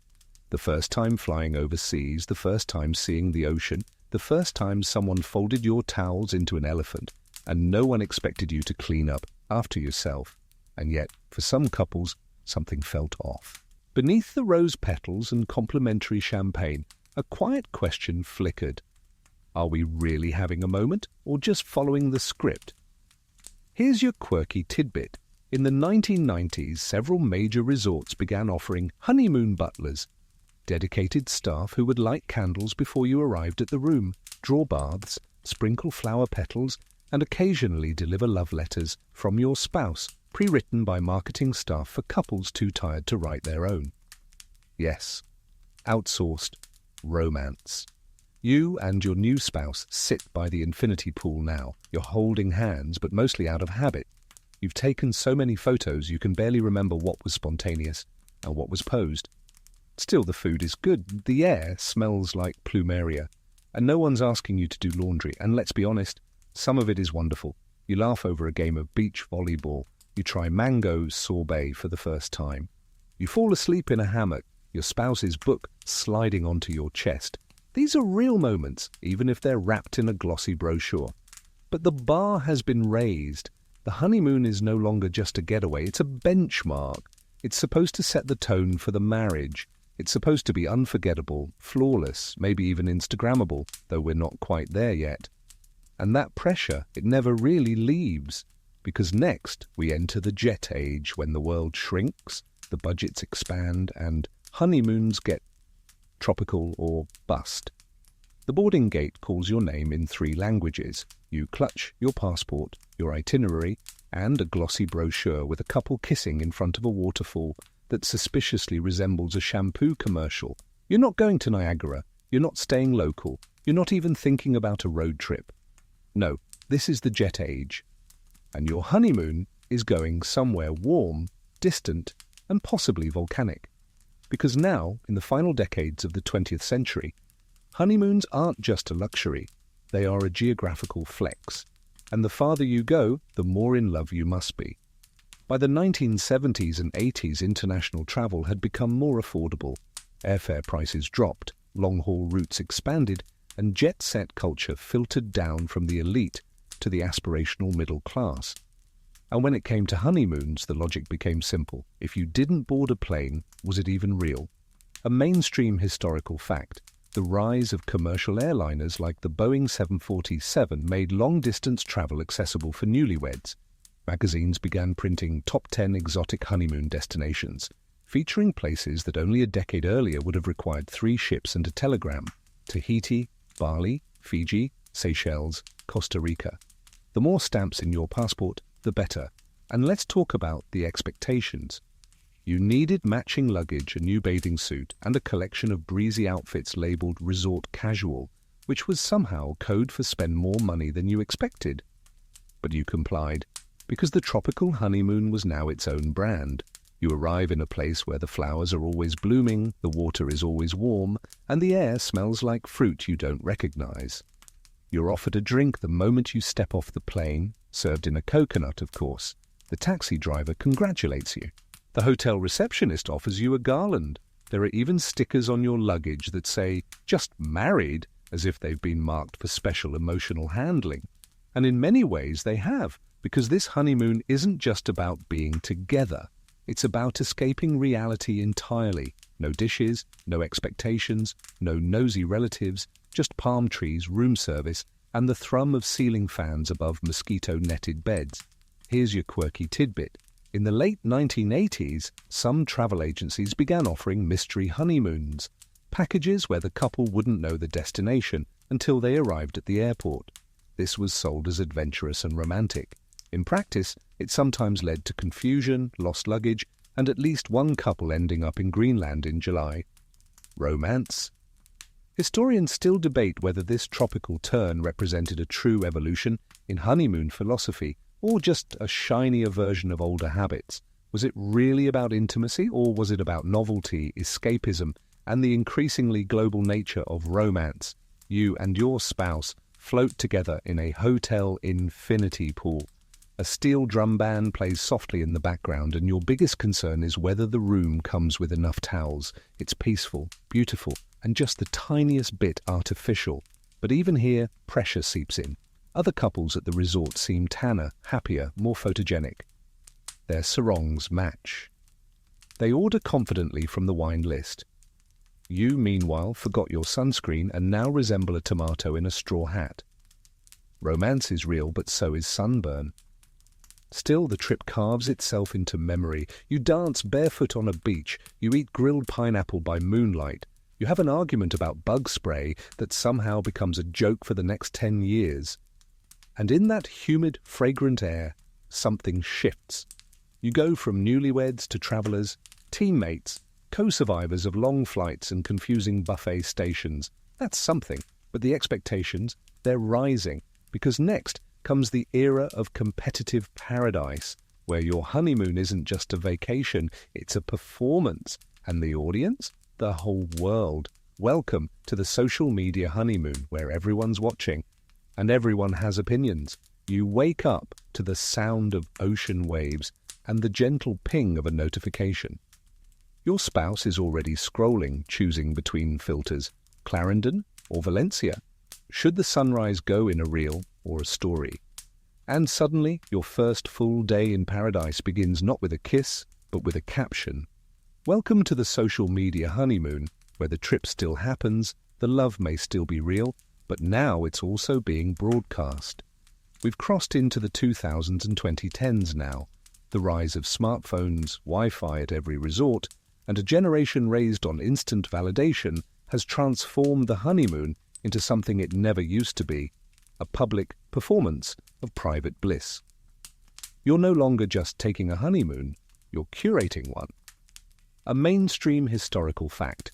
By 2015, over 1.3 million Instagram posts were tagged with #honeymoon, with destinations, outfits, meals, and mood lighting all meticulously arranged. In a single swipe, Your followers could experience your foot in the sand, your mimosa at brunch, your spouse holding a seashell with loving ambiguity. And in theory, it's beautiful. Technology lets you share joy. Stay connected, preserve memories. But here's the rub. Now there's an audience, and audiences bring pressure. Suddenly the honeymoon has to look perfect, not feel perfect, not be meaningful, but appear effortless, luxurious, emotionally glowing, and, most critically, shareable. You feel it when you arrange your breakfast tray so the fruit forms a pleasing diagonal, when you take 7 versions of the same balcony kiss, when you rehearse spontaneous laughter, because someone, somewhere, is watching, comparing, maybe judging. Here's your quirky tidbit. Some luxury resorts now offer social media concierge services. That's right, a real salaried human whose job is to help honeymooners stage and shoot the perfect content.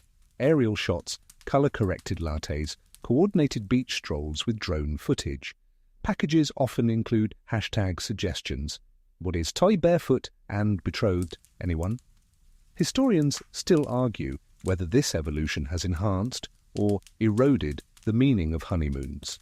Some suggest it allows couples to document joy, to keep a visual diary in real time. Others see it as a digital prison, one that forces newlyweds to be more concerned with likes than love. And yet, beneath the filters and the carefully edited clips, real moments still happen. You put down the phone, you forget to post, you laugh so hard at a misread menu item that you nearly fall off your rented scooter. That one photo your spouse took by accident, sunlight hitting your squinty face just right, becomes the only one you print and frame. But it takes intention to unplug, because the pressure is baked into the culture now. Honeymoons are no longer just private adventures, they're content. You glance around the pool. 2 couples are posing under the same palm tree. One is arguing over hashtags, another is crying quietly over a wet phone. A woman nearby takes 30 shots of a daiquiri before drinking it. It's all a little much. You and your partner retreat. You wander down a side path, discover a quiet beach with nothing to post about, just sand and sea and sky. The sun sets slowly without anyone live streaming it. For a moment it feels like the old kind of honeymoon, the messy, quiet, in-between kind that doesn't need commentary. And maybe that's the real story. But don't get too cozy, because next we look at the fallout, when couples start wondering, wait, is this even fun anymore? You're lying on a lounger in the soft twilight, the smell of citronella candles mingling with distant grilled shrimp. Your feet are sandy, your phone's battery is at 4%, and your spouse is sitting silently beside you, scrolling. Again. And suddenly you feel it. The honeymoon fatigue. You're not mad, you're not unhappy, but you're not exactly basking in matrimonial bliss either. It's just the reality doesn't quite match the brochure, and you're not alone. Because as we moved into the 2020s, a quiet realization began creeping in. For all the glamour, the planning, the pressure, the hashtags and the luggage sets, the modern honeymoon wasn't always what couples hoped it would be. It often turned out to be exhausting.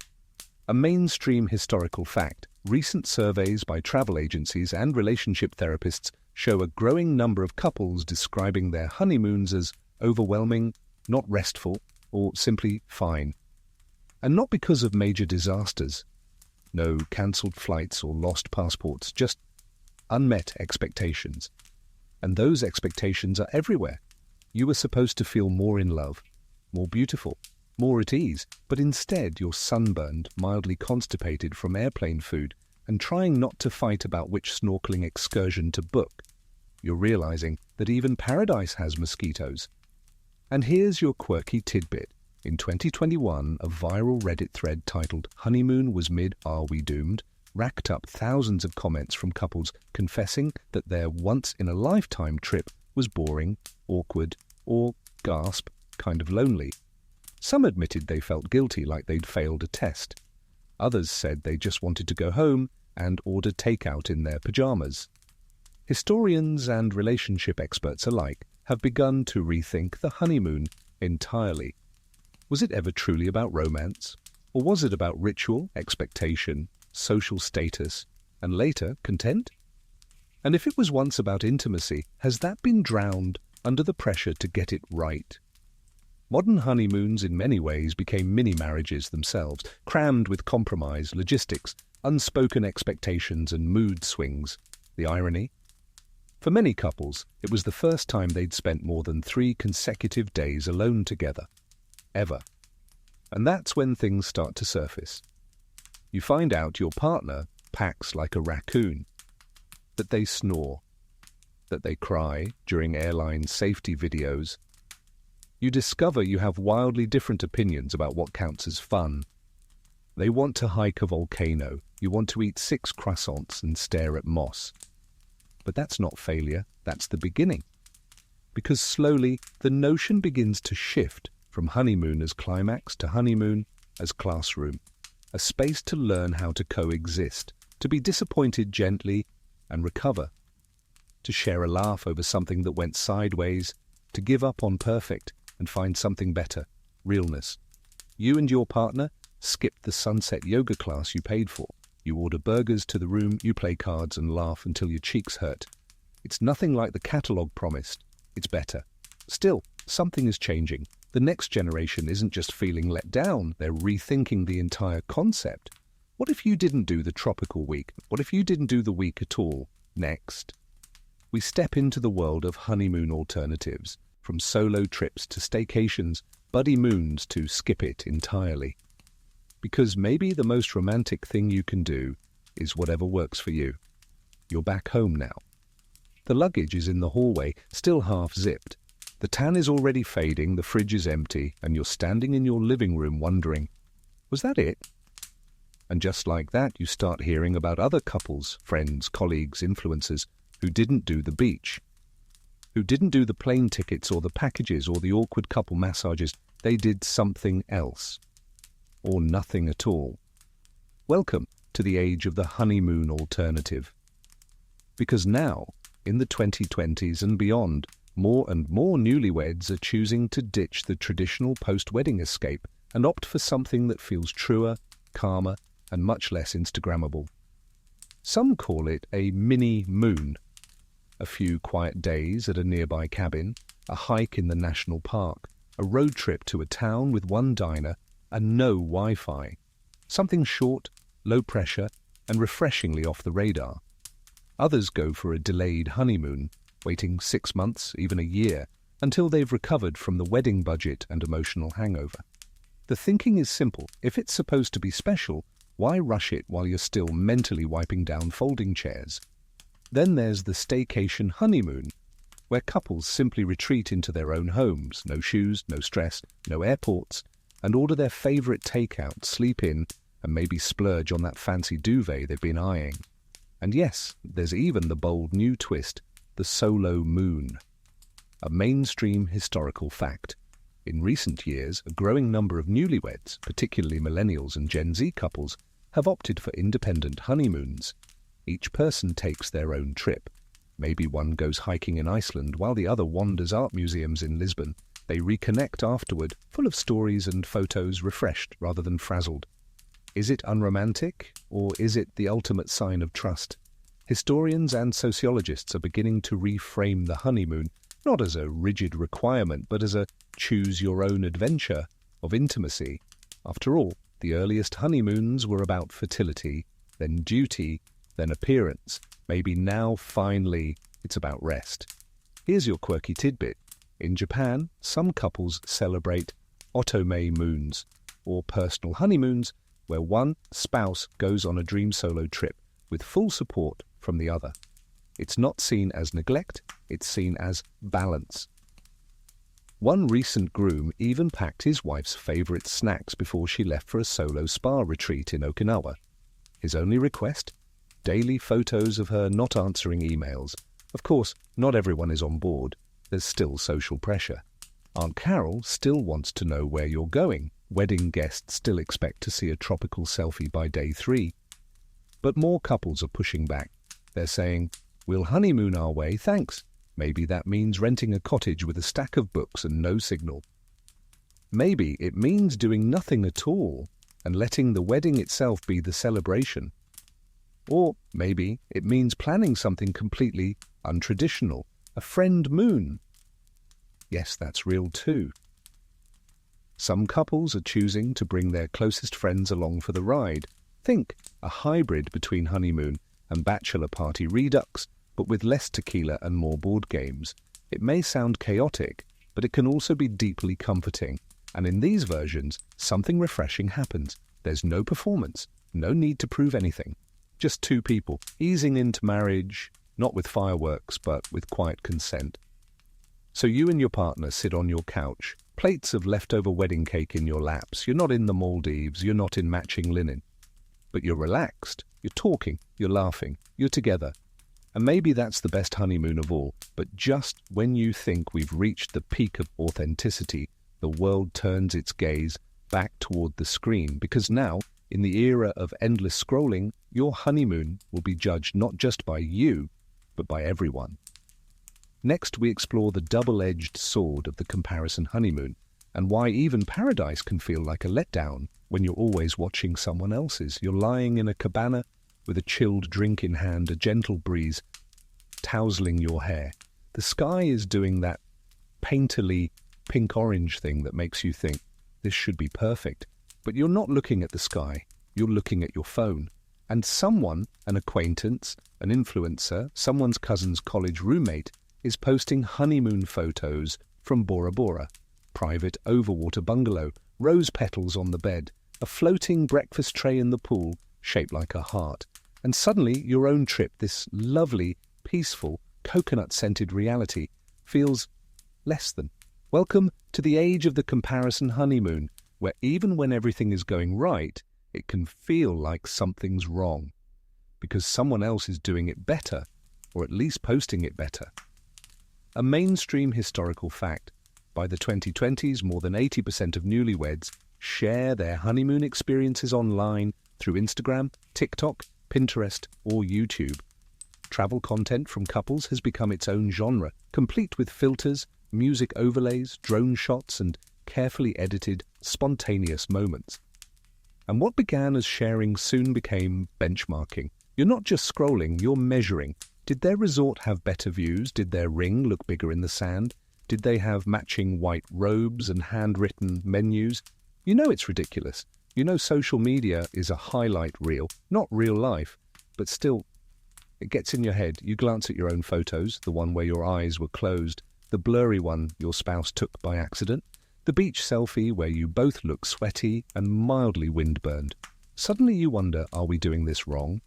Here's your quirky tidbit. A 2022 study found that nearly 1 in 5 honeymooners felt pressure to make their trip appear aesthetic online, even if it meant not enjoying it in real time.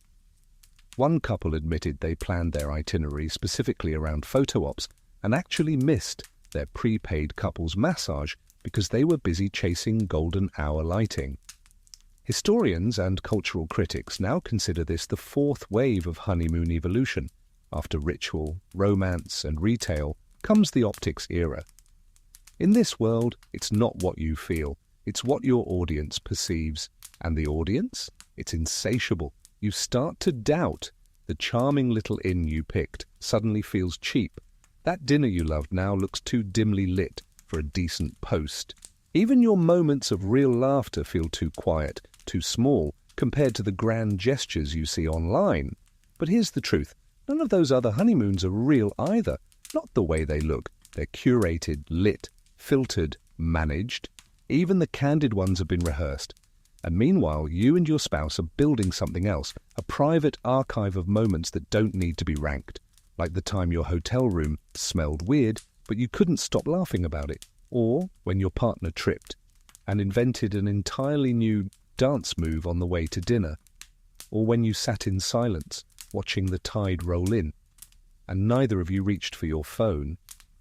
You remember that love isn't a post, it's not a caption, it's not even the perfect photo. It's the way they looked at you over coffee that morning, when your hair was a mess and your shirt was on backward. Still, it's hard to unplug. We're wired now, literally, to compare, to catalogue, to craft. And that doesn't just affect the honeymoon, it sets a tone. The algorithm keeps spinning long after the trip ends. So you do the brave thing. You turn your phone off, just for an hour. You and your partner sit together in the dusk, feet sandy, hearts a little lighter. You tell each other stories, you laugh. You watch the real sunset, not through a screen, because it turns out the only thing lonelier than a bad honeymoon is a good one you weren't present for. Next up, the scholarly debate you've been waiting for. Was the honeymoon ever about love, or was it all about power, property, and proving something? Let's find out. The mist clears, and so does the nostalgia. You're now far from sandy beaches and silky robes. Instead, you're sitting at a long, wooden table strewn with scrolls, dusty books, and conflicting opinions. Because now, it's time to ask the big question, the one that's been lurking beneath every flower petal bath and train ticket bouquet. Was the honeymoon ever really about love? Or was it always something else? Historians, those endlessly curious, occasionally romantic, often skeptical folks, have been debating this for years, and the consensus? No consensus. Just a long trail of theories, contradictions, and cultural caveats stretching across millennia like a confused, champagne-damp trail of rice. Let's break it down. A mainstream historical fact. In nearly every pre-modern culture, marriage was a transaction. Love was optional. Property, power, dowries, and alliances were not. Whether it was ancient Babylon, medieval France, or Renaissance Florence, weddings weren't private vows of passion, they were public contracts. So naturally, the period after the wedding, the so-called honeymoon, wasn't about intimacy, it was about sealing the deal. Consummating the union, producing heirs, proving fertility, or simply surviving the night with someone you may have just met at the altar. In those early days, a honeymoon might involve mead, it might involve guards outside your door, it might even involve a reluctant ride into the forest with a bride who'd been symbolically kidnapped. Not exactly the Hallmark Channel, so where does love come in? Well, that's where it gets murky.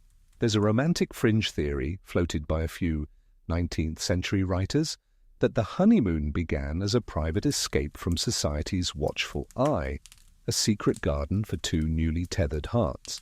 But most scholars now believe that's wishful revisionism, a modern lens smeared over pre-modern rituals. More likely, the emotional honeymoon is a relatively recent invention, something that emerged alongside individualism, the rise of personal choice in marriage, and the cultural explosion of romantic love as a legitimate reason to wed. And even that is contested. Historians still argue whether the rise of romantic honeymoons was a cause or effect of broader social change.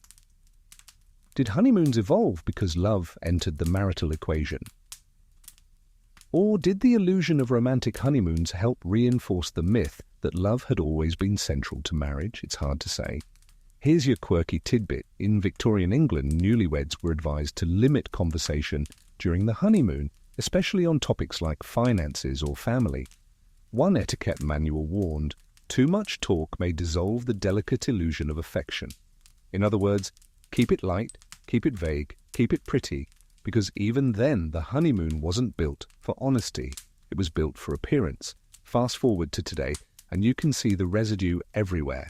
We still expect the honeymoon to be magical. We still believe it will set the tone, spark the fire, seal the bond. But beneath the matching luggage and curated playlists, we're often replaying an ancient drama. Can we prove this works? Can we prove we're in love? And when it doesn't feel like the movies or the Instagram reels, we worry. But maybe that's the trick. Maybe the best honeymoons are the ones that shrug off the pressure, that understand they're not a test or a fairy tale. They're a beginning, messy and warm and unfiltered. You and your partner might never write an article about your trip. You might never explain to future generations how it went, but you'll remember the weird parts, the inside jokes, the quiet mornings, the moment you both admitted mid-mosquito bite that you were really, truly glad to have each other, even if the breakfast was terrible. So was it ever about love? Maybe not at first, but maybe now it can be. And next we circle all the way back to where this story began, to honey, to moons, to a sip of mead under starlight. and the possibility that the simplest version of the honeymoon was the best all along. You're back at the beginning now, not at the start of your honeymoon, but the start of all honeymoons, the kind with honey, a moon, and not much else. No flights, no hashtags, no spa tubs shaped like hearts, just a clay cup of mead, a thatched roof, and the flicker of firelight warming your new spouse's face. It's quiet, it's dark, and it's oddly comforting, because before honeymoons became ceremonies, expectations, and Instagram reels, they were literal. A honey month, a stretch of time, about one lunar cycle, during which the couple drank fermented honey wine and tried to create a child. That was it. A mainstream historical fact. The term honeymoon dates back to at least the 16th century in English, but the practice it referred to, a post-marital period marked by the consumption of honey-based alcohol, goes back even further into ancient Mesopotamia and northern Europe. It wasn't a vacation, it was a fertility strategy. The mead wasn't symbolic, it was practical, sweet, calming, gently intoxicating, believed to open the body and the mind. It was offered by the bride's father, supplied in barrels or jugs, and drunk daily for a full lunar cycle. That's your honeymoon. No passports, no Wi-Fi, no one telling you what to wear. But here's the twist. A quiet, sticky month, awkward, slow, repetitive, might have been the closest thing to an actual romantic honeymoon that existed for centuries, not because it was lavish, but because it was undisturbed. You were left alone. You weren't touring relatives or dodging disapproving bishops. You weren't being posed beside waterfalls or tracked by a resort social media concierge. You were just there, learning each other, slowly, imperfectly, with a hangover probably. And while historians still argue about how widespread this tradition was and whether it had truly romantic overtones, it's hard not to feel something when imagining it. Two people, new to each other, drinking the same sweet drink every day, watching the moon change shape overhead, growing gradually less stiff and more curious. Here's your quirky tidbit. In some medieval Nordic regions, the moon-shaped drinking cup itself was passed down through generations, a family heirloom. It wasn't just about the drink, it was about continuity, a literal vessel of love and lineage. Maybe that's what the honeymoon always tried to be, a vessel, a container, a time set apart, a pause in the river before real life rushes in. And yes, that pause has taken many forms. It's been a strategic retreat, a business agreement, a forced hiding, a photo shoot, a vacation, a competition, a nap with cocktails.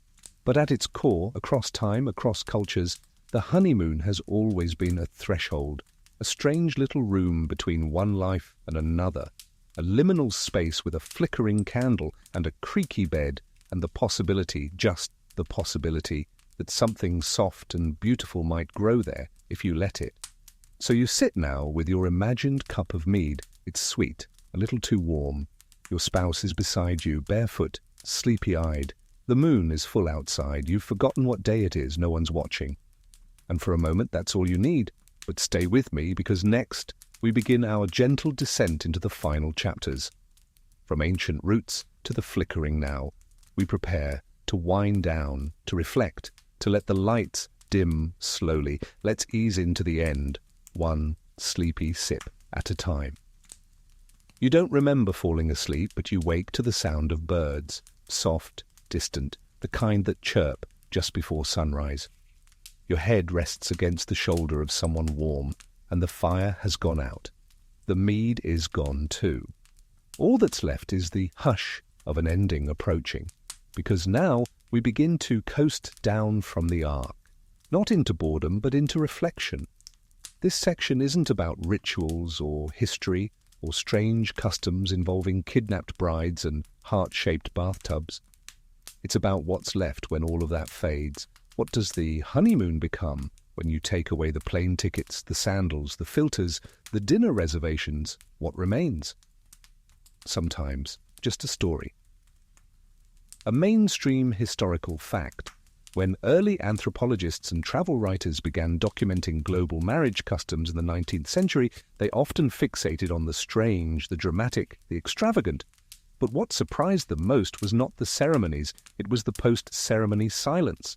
In dozens of cultures across Asia, Africa, and the Americas, couples retreated quietly after marriage. No parades, no photo ops, just a few days away. A pause. It was never labeled honeymoon, but it carried the same weight, because every culture understood the need for a threshold, a moment of separation before reintegration, a breathing space. You see it in the way newlyweds were kept apart before being allowed to rejoin the family circle, in how houses were blessed, in the symbolic washing of feet or the quiet folding of a shared blanket. The honeymoon wasn't about doing, it was about becoming, and maybe that's still true. Even now, when honeymoons can be 20-day cruises or 2-hour Netflix binges, the transformation remains. Here's your quirky tidbit. In rural parts of Romania, some newlyweds are still given a symbolic honeymoon egg, a small carved wooden token they must keep unbroken for their first year of marriage.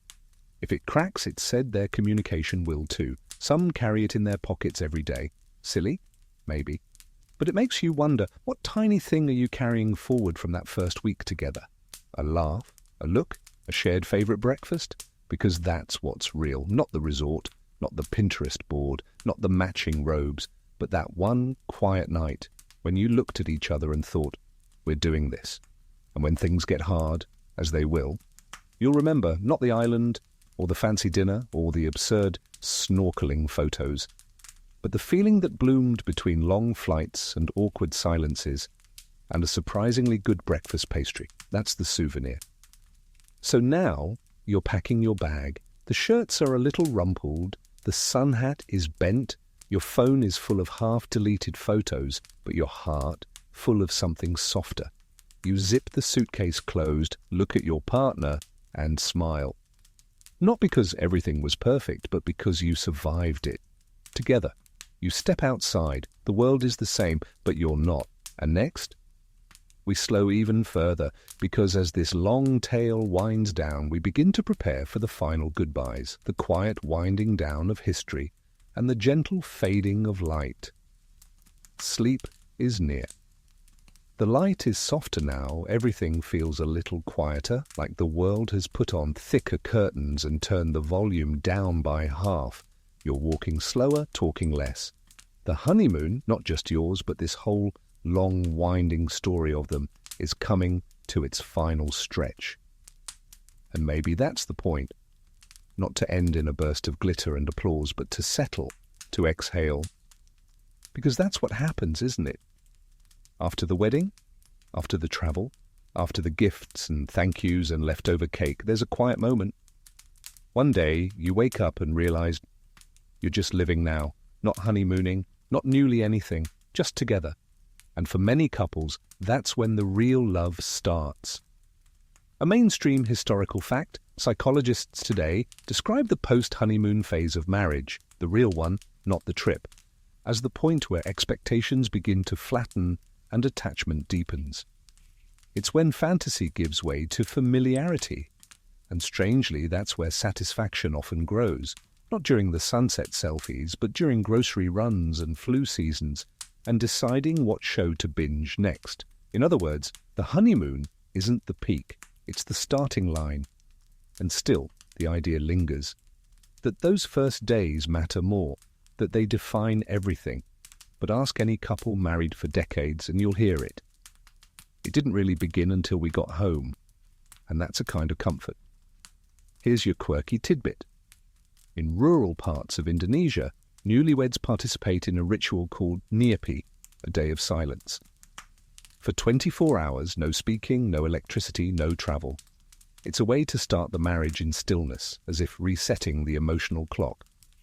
It's not a honeymoon, but it has the same purpose, to mark the threshold. You and your partner sit quietly on your last morning, maybe in an airport lounge or on your couch, or in bed with a mug of something warm. The trip is ending, the laundry awaits. There's a part of you that wants to rewind, just a little. But most of you, you're ready. You've survived the travel hiccups, the strange food, the matching towels. You've seen each other bleary-eyed and sun-dazed and thrilled and irritated. You've laughed more than you expected. And maybe you've argued more than you hoped, but you're still here, together. And maybe that's the only honeymoon goal that ever mattered. Historians still argue whether honeymoons ever had a fixed meaning, whether they were cultural milestones or commercial inventions or romantic detours. But maybe that ambiguity is their strength. They've always been flexible. They absorb whatever the couple needs them to be. Retreat, test, celebration, recovery. You breathe in. The room smells like linen and melted sunscreen. Outside, the sun's rising again, like it always does. Not for a special occasion, just because. You look at each other. You're not newlyweds anymore. You're just new. And that in its own way is beautiful, but we're not quite done. Because next, we gather all these threads together, the absurd and the tender, the awkward and the ancient, and we bring it to a close. In the final sections, we prepare for the soft landing, a slow, sleepy drift toward the end. No more surprise facts, no more timeline turns, just a gentle descent. You'll barely notice the lights going out. The kettle whistles softly in the next room. Your suitcase is finally unpacked, the sand is vacuumed from the carpet, and that last decorative ribbon from the wedding has somehow made its way into the junk drawer. And now? You're here, fully back, fully married. No more countdowns, no more playlists, no more congratulations at the hotel reception. It's just Tuesday. But there's something nice about that, something gentle, something real. Because while the honeymoon was the spark, the shimmer, the life after is the slow, glowing ember, and it's warmer than you expected. Let's be honest. No one really teaches you what comes after the honeymoon. They teach you how to pose for photos, how to cut the cake without smearing frosting on your partner's nose. You fail, but it's funny. How to pack efficiently and smile through customs. But what about the next part? The mornings where neither of you speak until coffee, the quiet agreement that someone will always take the bins out, the shared smirk when the neighbour's car alarm goes off again for the 4th time this week. This isn't dramatic, it isn't photogenic, but it's what the honeymoon was leading to. A mainstream historical fact. In many Eastern European traditions, the return from the honeymoon is marked by a home blessing. A simple ritual where family and friends help prepare the couple's space. Candles are lit, bread is broken, a little salt is sprinkled by the door. The message is simple. Now the real work begins, but also you're not alone. Contrast that with the modern return from a luxury resort. Jet lag, laundry, an empty fridge, maybe a mild sunburn. And yet for many couples, that's when the best part starts. You cook your first post-honeymoon meal together. You argue about how much detergent to use. You start watching a show you'll never finish. And somewhere between the leftovers and the lost sock, you begin to realize this is love too. Here's your quirky tidbit. In Denmark, it's customary to remove your shoes when entering a newlywed's home for the first time after the honeymoon. But if you're close friends or family, you're allowed to leave your wedding footprints, little chalk outlines drawn for fun. It's a symbolic way of saying, we're part of your new life now. You and your partner look around your place. It's quieter than the resort. Fewer hibiscus flowers, more dust. But also, it's yours. Every creaky floorboard, every chipped mug. You don't need a concierge anymore. You just need each other, and maybe a working smoke alarm. Historians still debate whether honeymoons ever truly delivered what they promised. Were they ever about transformation or just distraction? But the truth is, transformation doesn't happen in a week. It happens here, now, over time. You fold laundry together and remember the ridiculous moment in the hotel lobby when the fountain sprayed your suitcase. You smile at the memory. You don't post it. You don't need to, because it's not about the world seeing you. It's about you seeing each other day after day. The honeymoon is over, but something deeper has begun. So stay close. Because next, we dim the lights for real. We gather all the soft moments and stack them like folded linen. And in the final few chapters, we drift gently into that space where stories end and sleep begins. The lights are lower now, not quite dark, but dusky. That warm sort of evening hush where nothing needs to be done, and no one's waiting for you to speak. The world has exhaled, and so have you. You're sitting with your partner in the quiet, maybe on a porch, maybe by a window, maybe side by side in bed with mismatched socks and a blanket between you. You're not talking much. You don't have to, because this is the part of the story no one includes in guidebooks, the afterglow. The part where life begins to flow again, not with fireworks, but with rhythm. No itinerary, no curated meals. Just leftovers and sleepy eyes and a kind of peace that doesn't announce itself. It just arrives, settles in like a cat on a windowsill, stays a while. This is what all those ceremonies, all those champagne toasts and carefully timed kisses were pointing toward. Comfort. Not comfort, as in boring. Comfort, as in safe, known, quietly sacred. A mainstream historical fact. In 20th century Finland, it was once customary for the couple to spend the day after returning from their honeymoon alone, together, without visitors. Even if they'd been away for weeks, it was understood. That final layer of privacy wasn't indulgent, it was necessary. Think of it as an invisible door between the honeymoon and the life to come.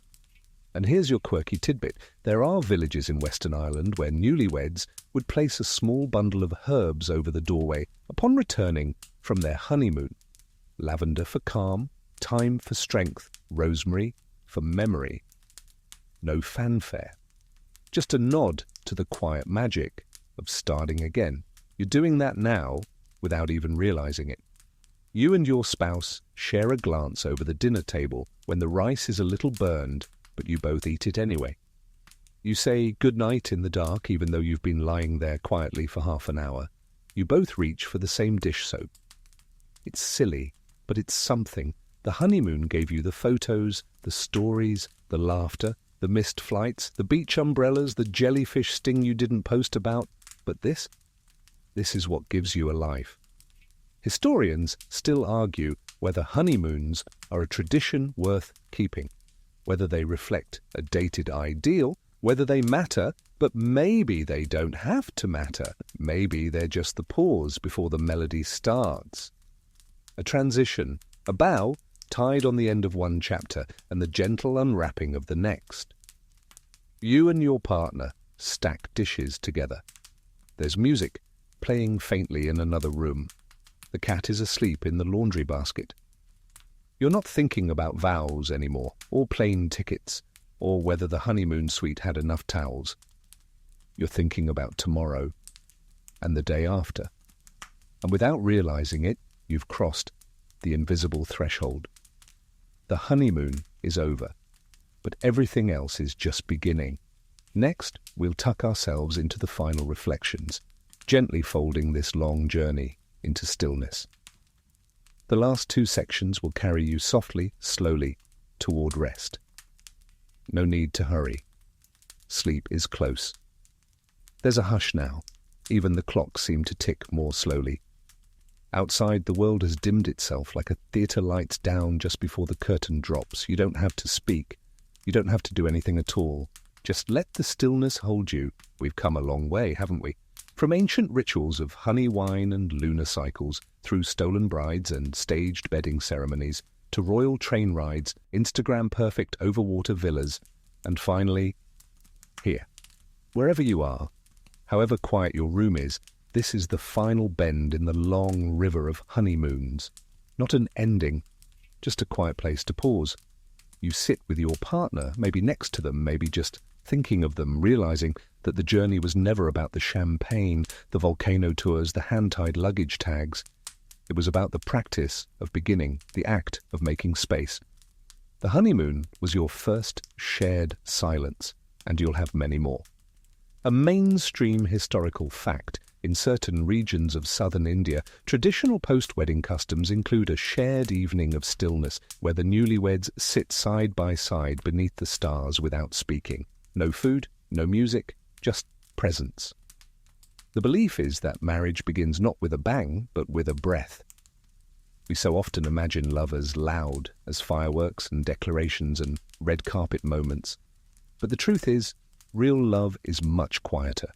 It's the pause before you speak, the way someone remembers your coffee order, the shared glance across a crowded room, the gentle rhythm of brushing your teeth at the same sink every morning for 50 years. It's the day after the honeymoon, and the week after that, and the month when you forget what day you got married, because every day since has been its own small ceremony. And here's your final quirky tidbit of the night. In Iceland, some couples keep a small stone from their honeymoon trip and carry it on future travels. Not because they're superstitious, but because it reminds them that even the most magical journey begins with something solid, something earthy, something ordinary, like folding towels or doing taxes, or feeding the dog together. You and your partner lie side by side now, no plans, no expectations, just a shared blanket and the slow, steady breath of someone who's chosen you not for a week, not for a trip, but for the long, slow unfolding of days to come. You've crossed continents, centuries, customs, and cliches, but where you've arrived is here, right here, together.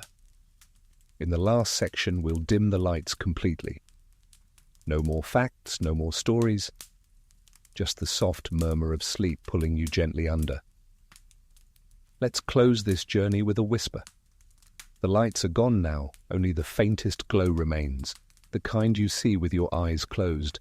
The story has ended, but the feeling still lingers, like a scent on a pillow, like footprints in soft sand, half faded by the tide. You don't need to remember every detail. You don't need to hold on to every scene. Let it all drift. Let it all soften. Tonight, you've wandered through thousands of years, through mead and meadows and moonlight, through awkward beginnings, stitched veils, tangled sheets, and half-packed bags, through laughter and silence, through theatre and truth. You've seen that the honeymoon was never just a trip, never just a night, never even one clear idea. It was always a reflection of what we wanted, of what we feared, of who we hoped to become when we crossed into that strange new world of togetherness. And maybe it was never really about love at all. Maybe it was about learning to rest beside someone, learning to share a meal, a bed, a moment, learning to breathe in sync. So now we rest. Let your thoughts slow. Let your body loosen one limb at a time. Sink into the mattress like a stone, gently settling in sand. Breathe in, hold, breathe out. You're safe. You're held. The stories can wait. And if you dream tonight, may it be soft and amber-colored, like candlelight through a linen curtain, like honey sliding along the rim of an old clay cup. You don't have to go anywhere. You've already arrived. And now, let it all fade. The noise, the history, the long thread of rituals and romance and ridiculous traditions. Let them drift out like lanterns across a still lake, flickering once, then disappearing into the dark. There's nothing left to prove. No one left to impress. You've listened. You've wandered. You've arrived. And now, you can rest. Let your breathing slow to match the quiet hum around you. The room doesn't need to be perfect. The pillow doesn't need to be cool on both sides. Let whatever is just be. You've done enough. You are enough. Whatever your own honeymoon looked like, whether it was champagne and sunset or just 2 sandwiches and a long walk, you carry it now inside you as a small warmth, a memory shaped like a smile. There's no pressure here, no itinerary, just this moment, soft, still, safe. Let the world blur, let the thoughts unspool. Let the story dissolve like mist on morning grass. Sleep is near. So close your eyes. No need to hold on. You've reached the quiet part. And in that hush, just before dreaming, know this. You are loved. You are home. And the night will keep you.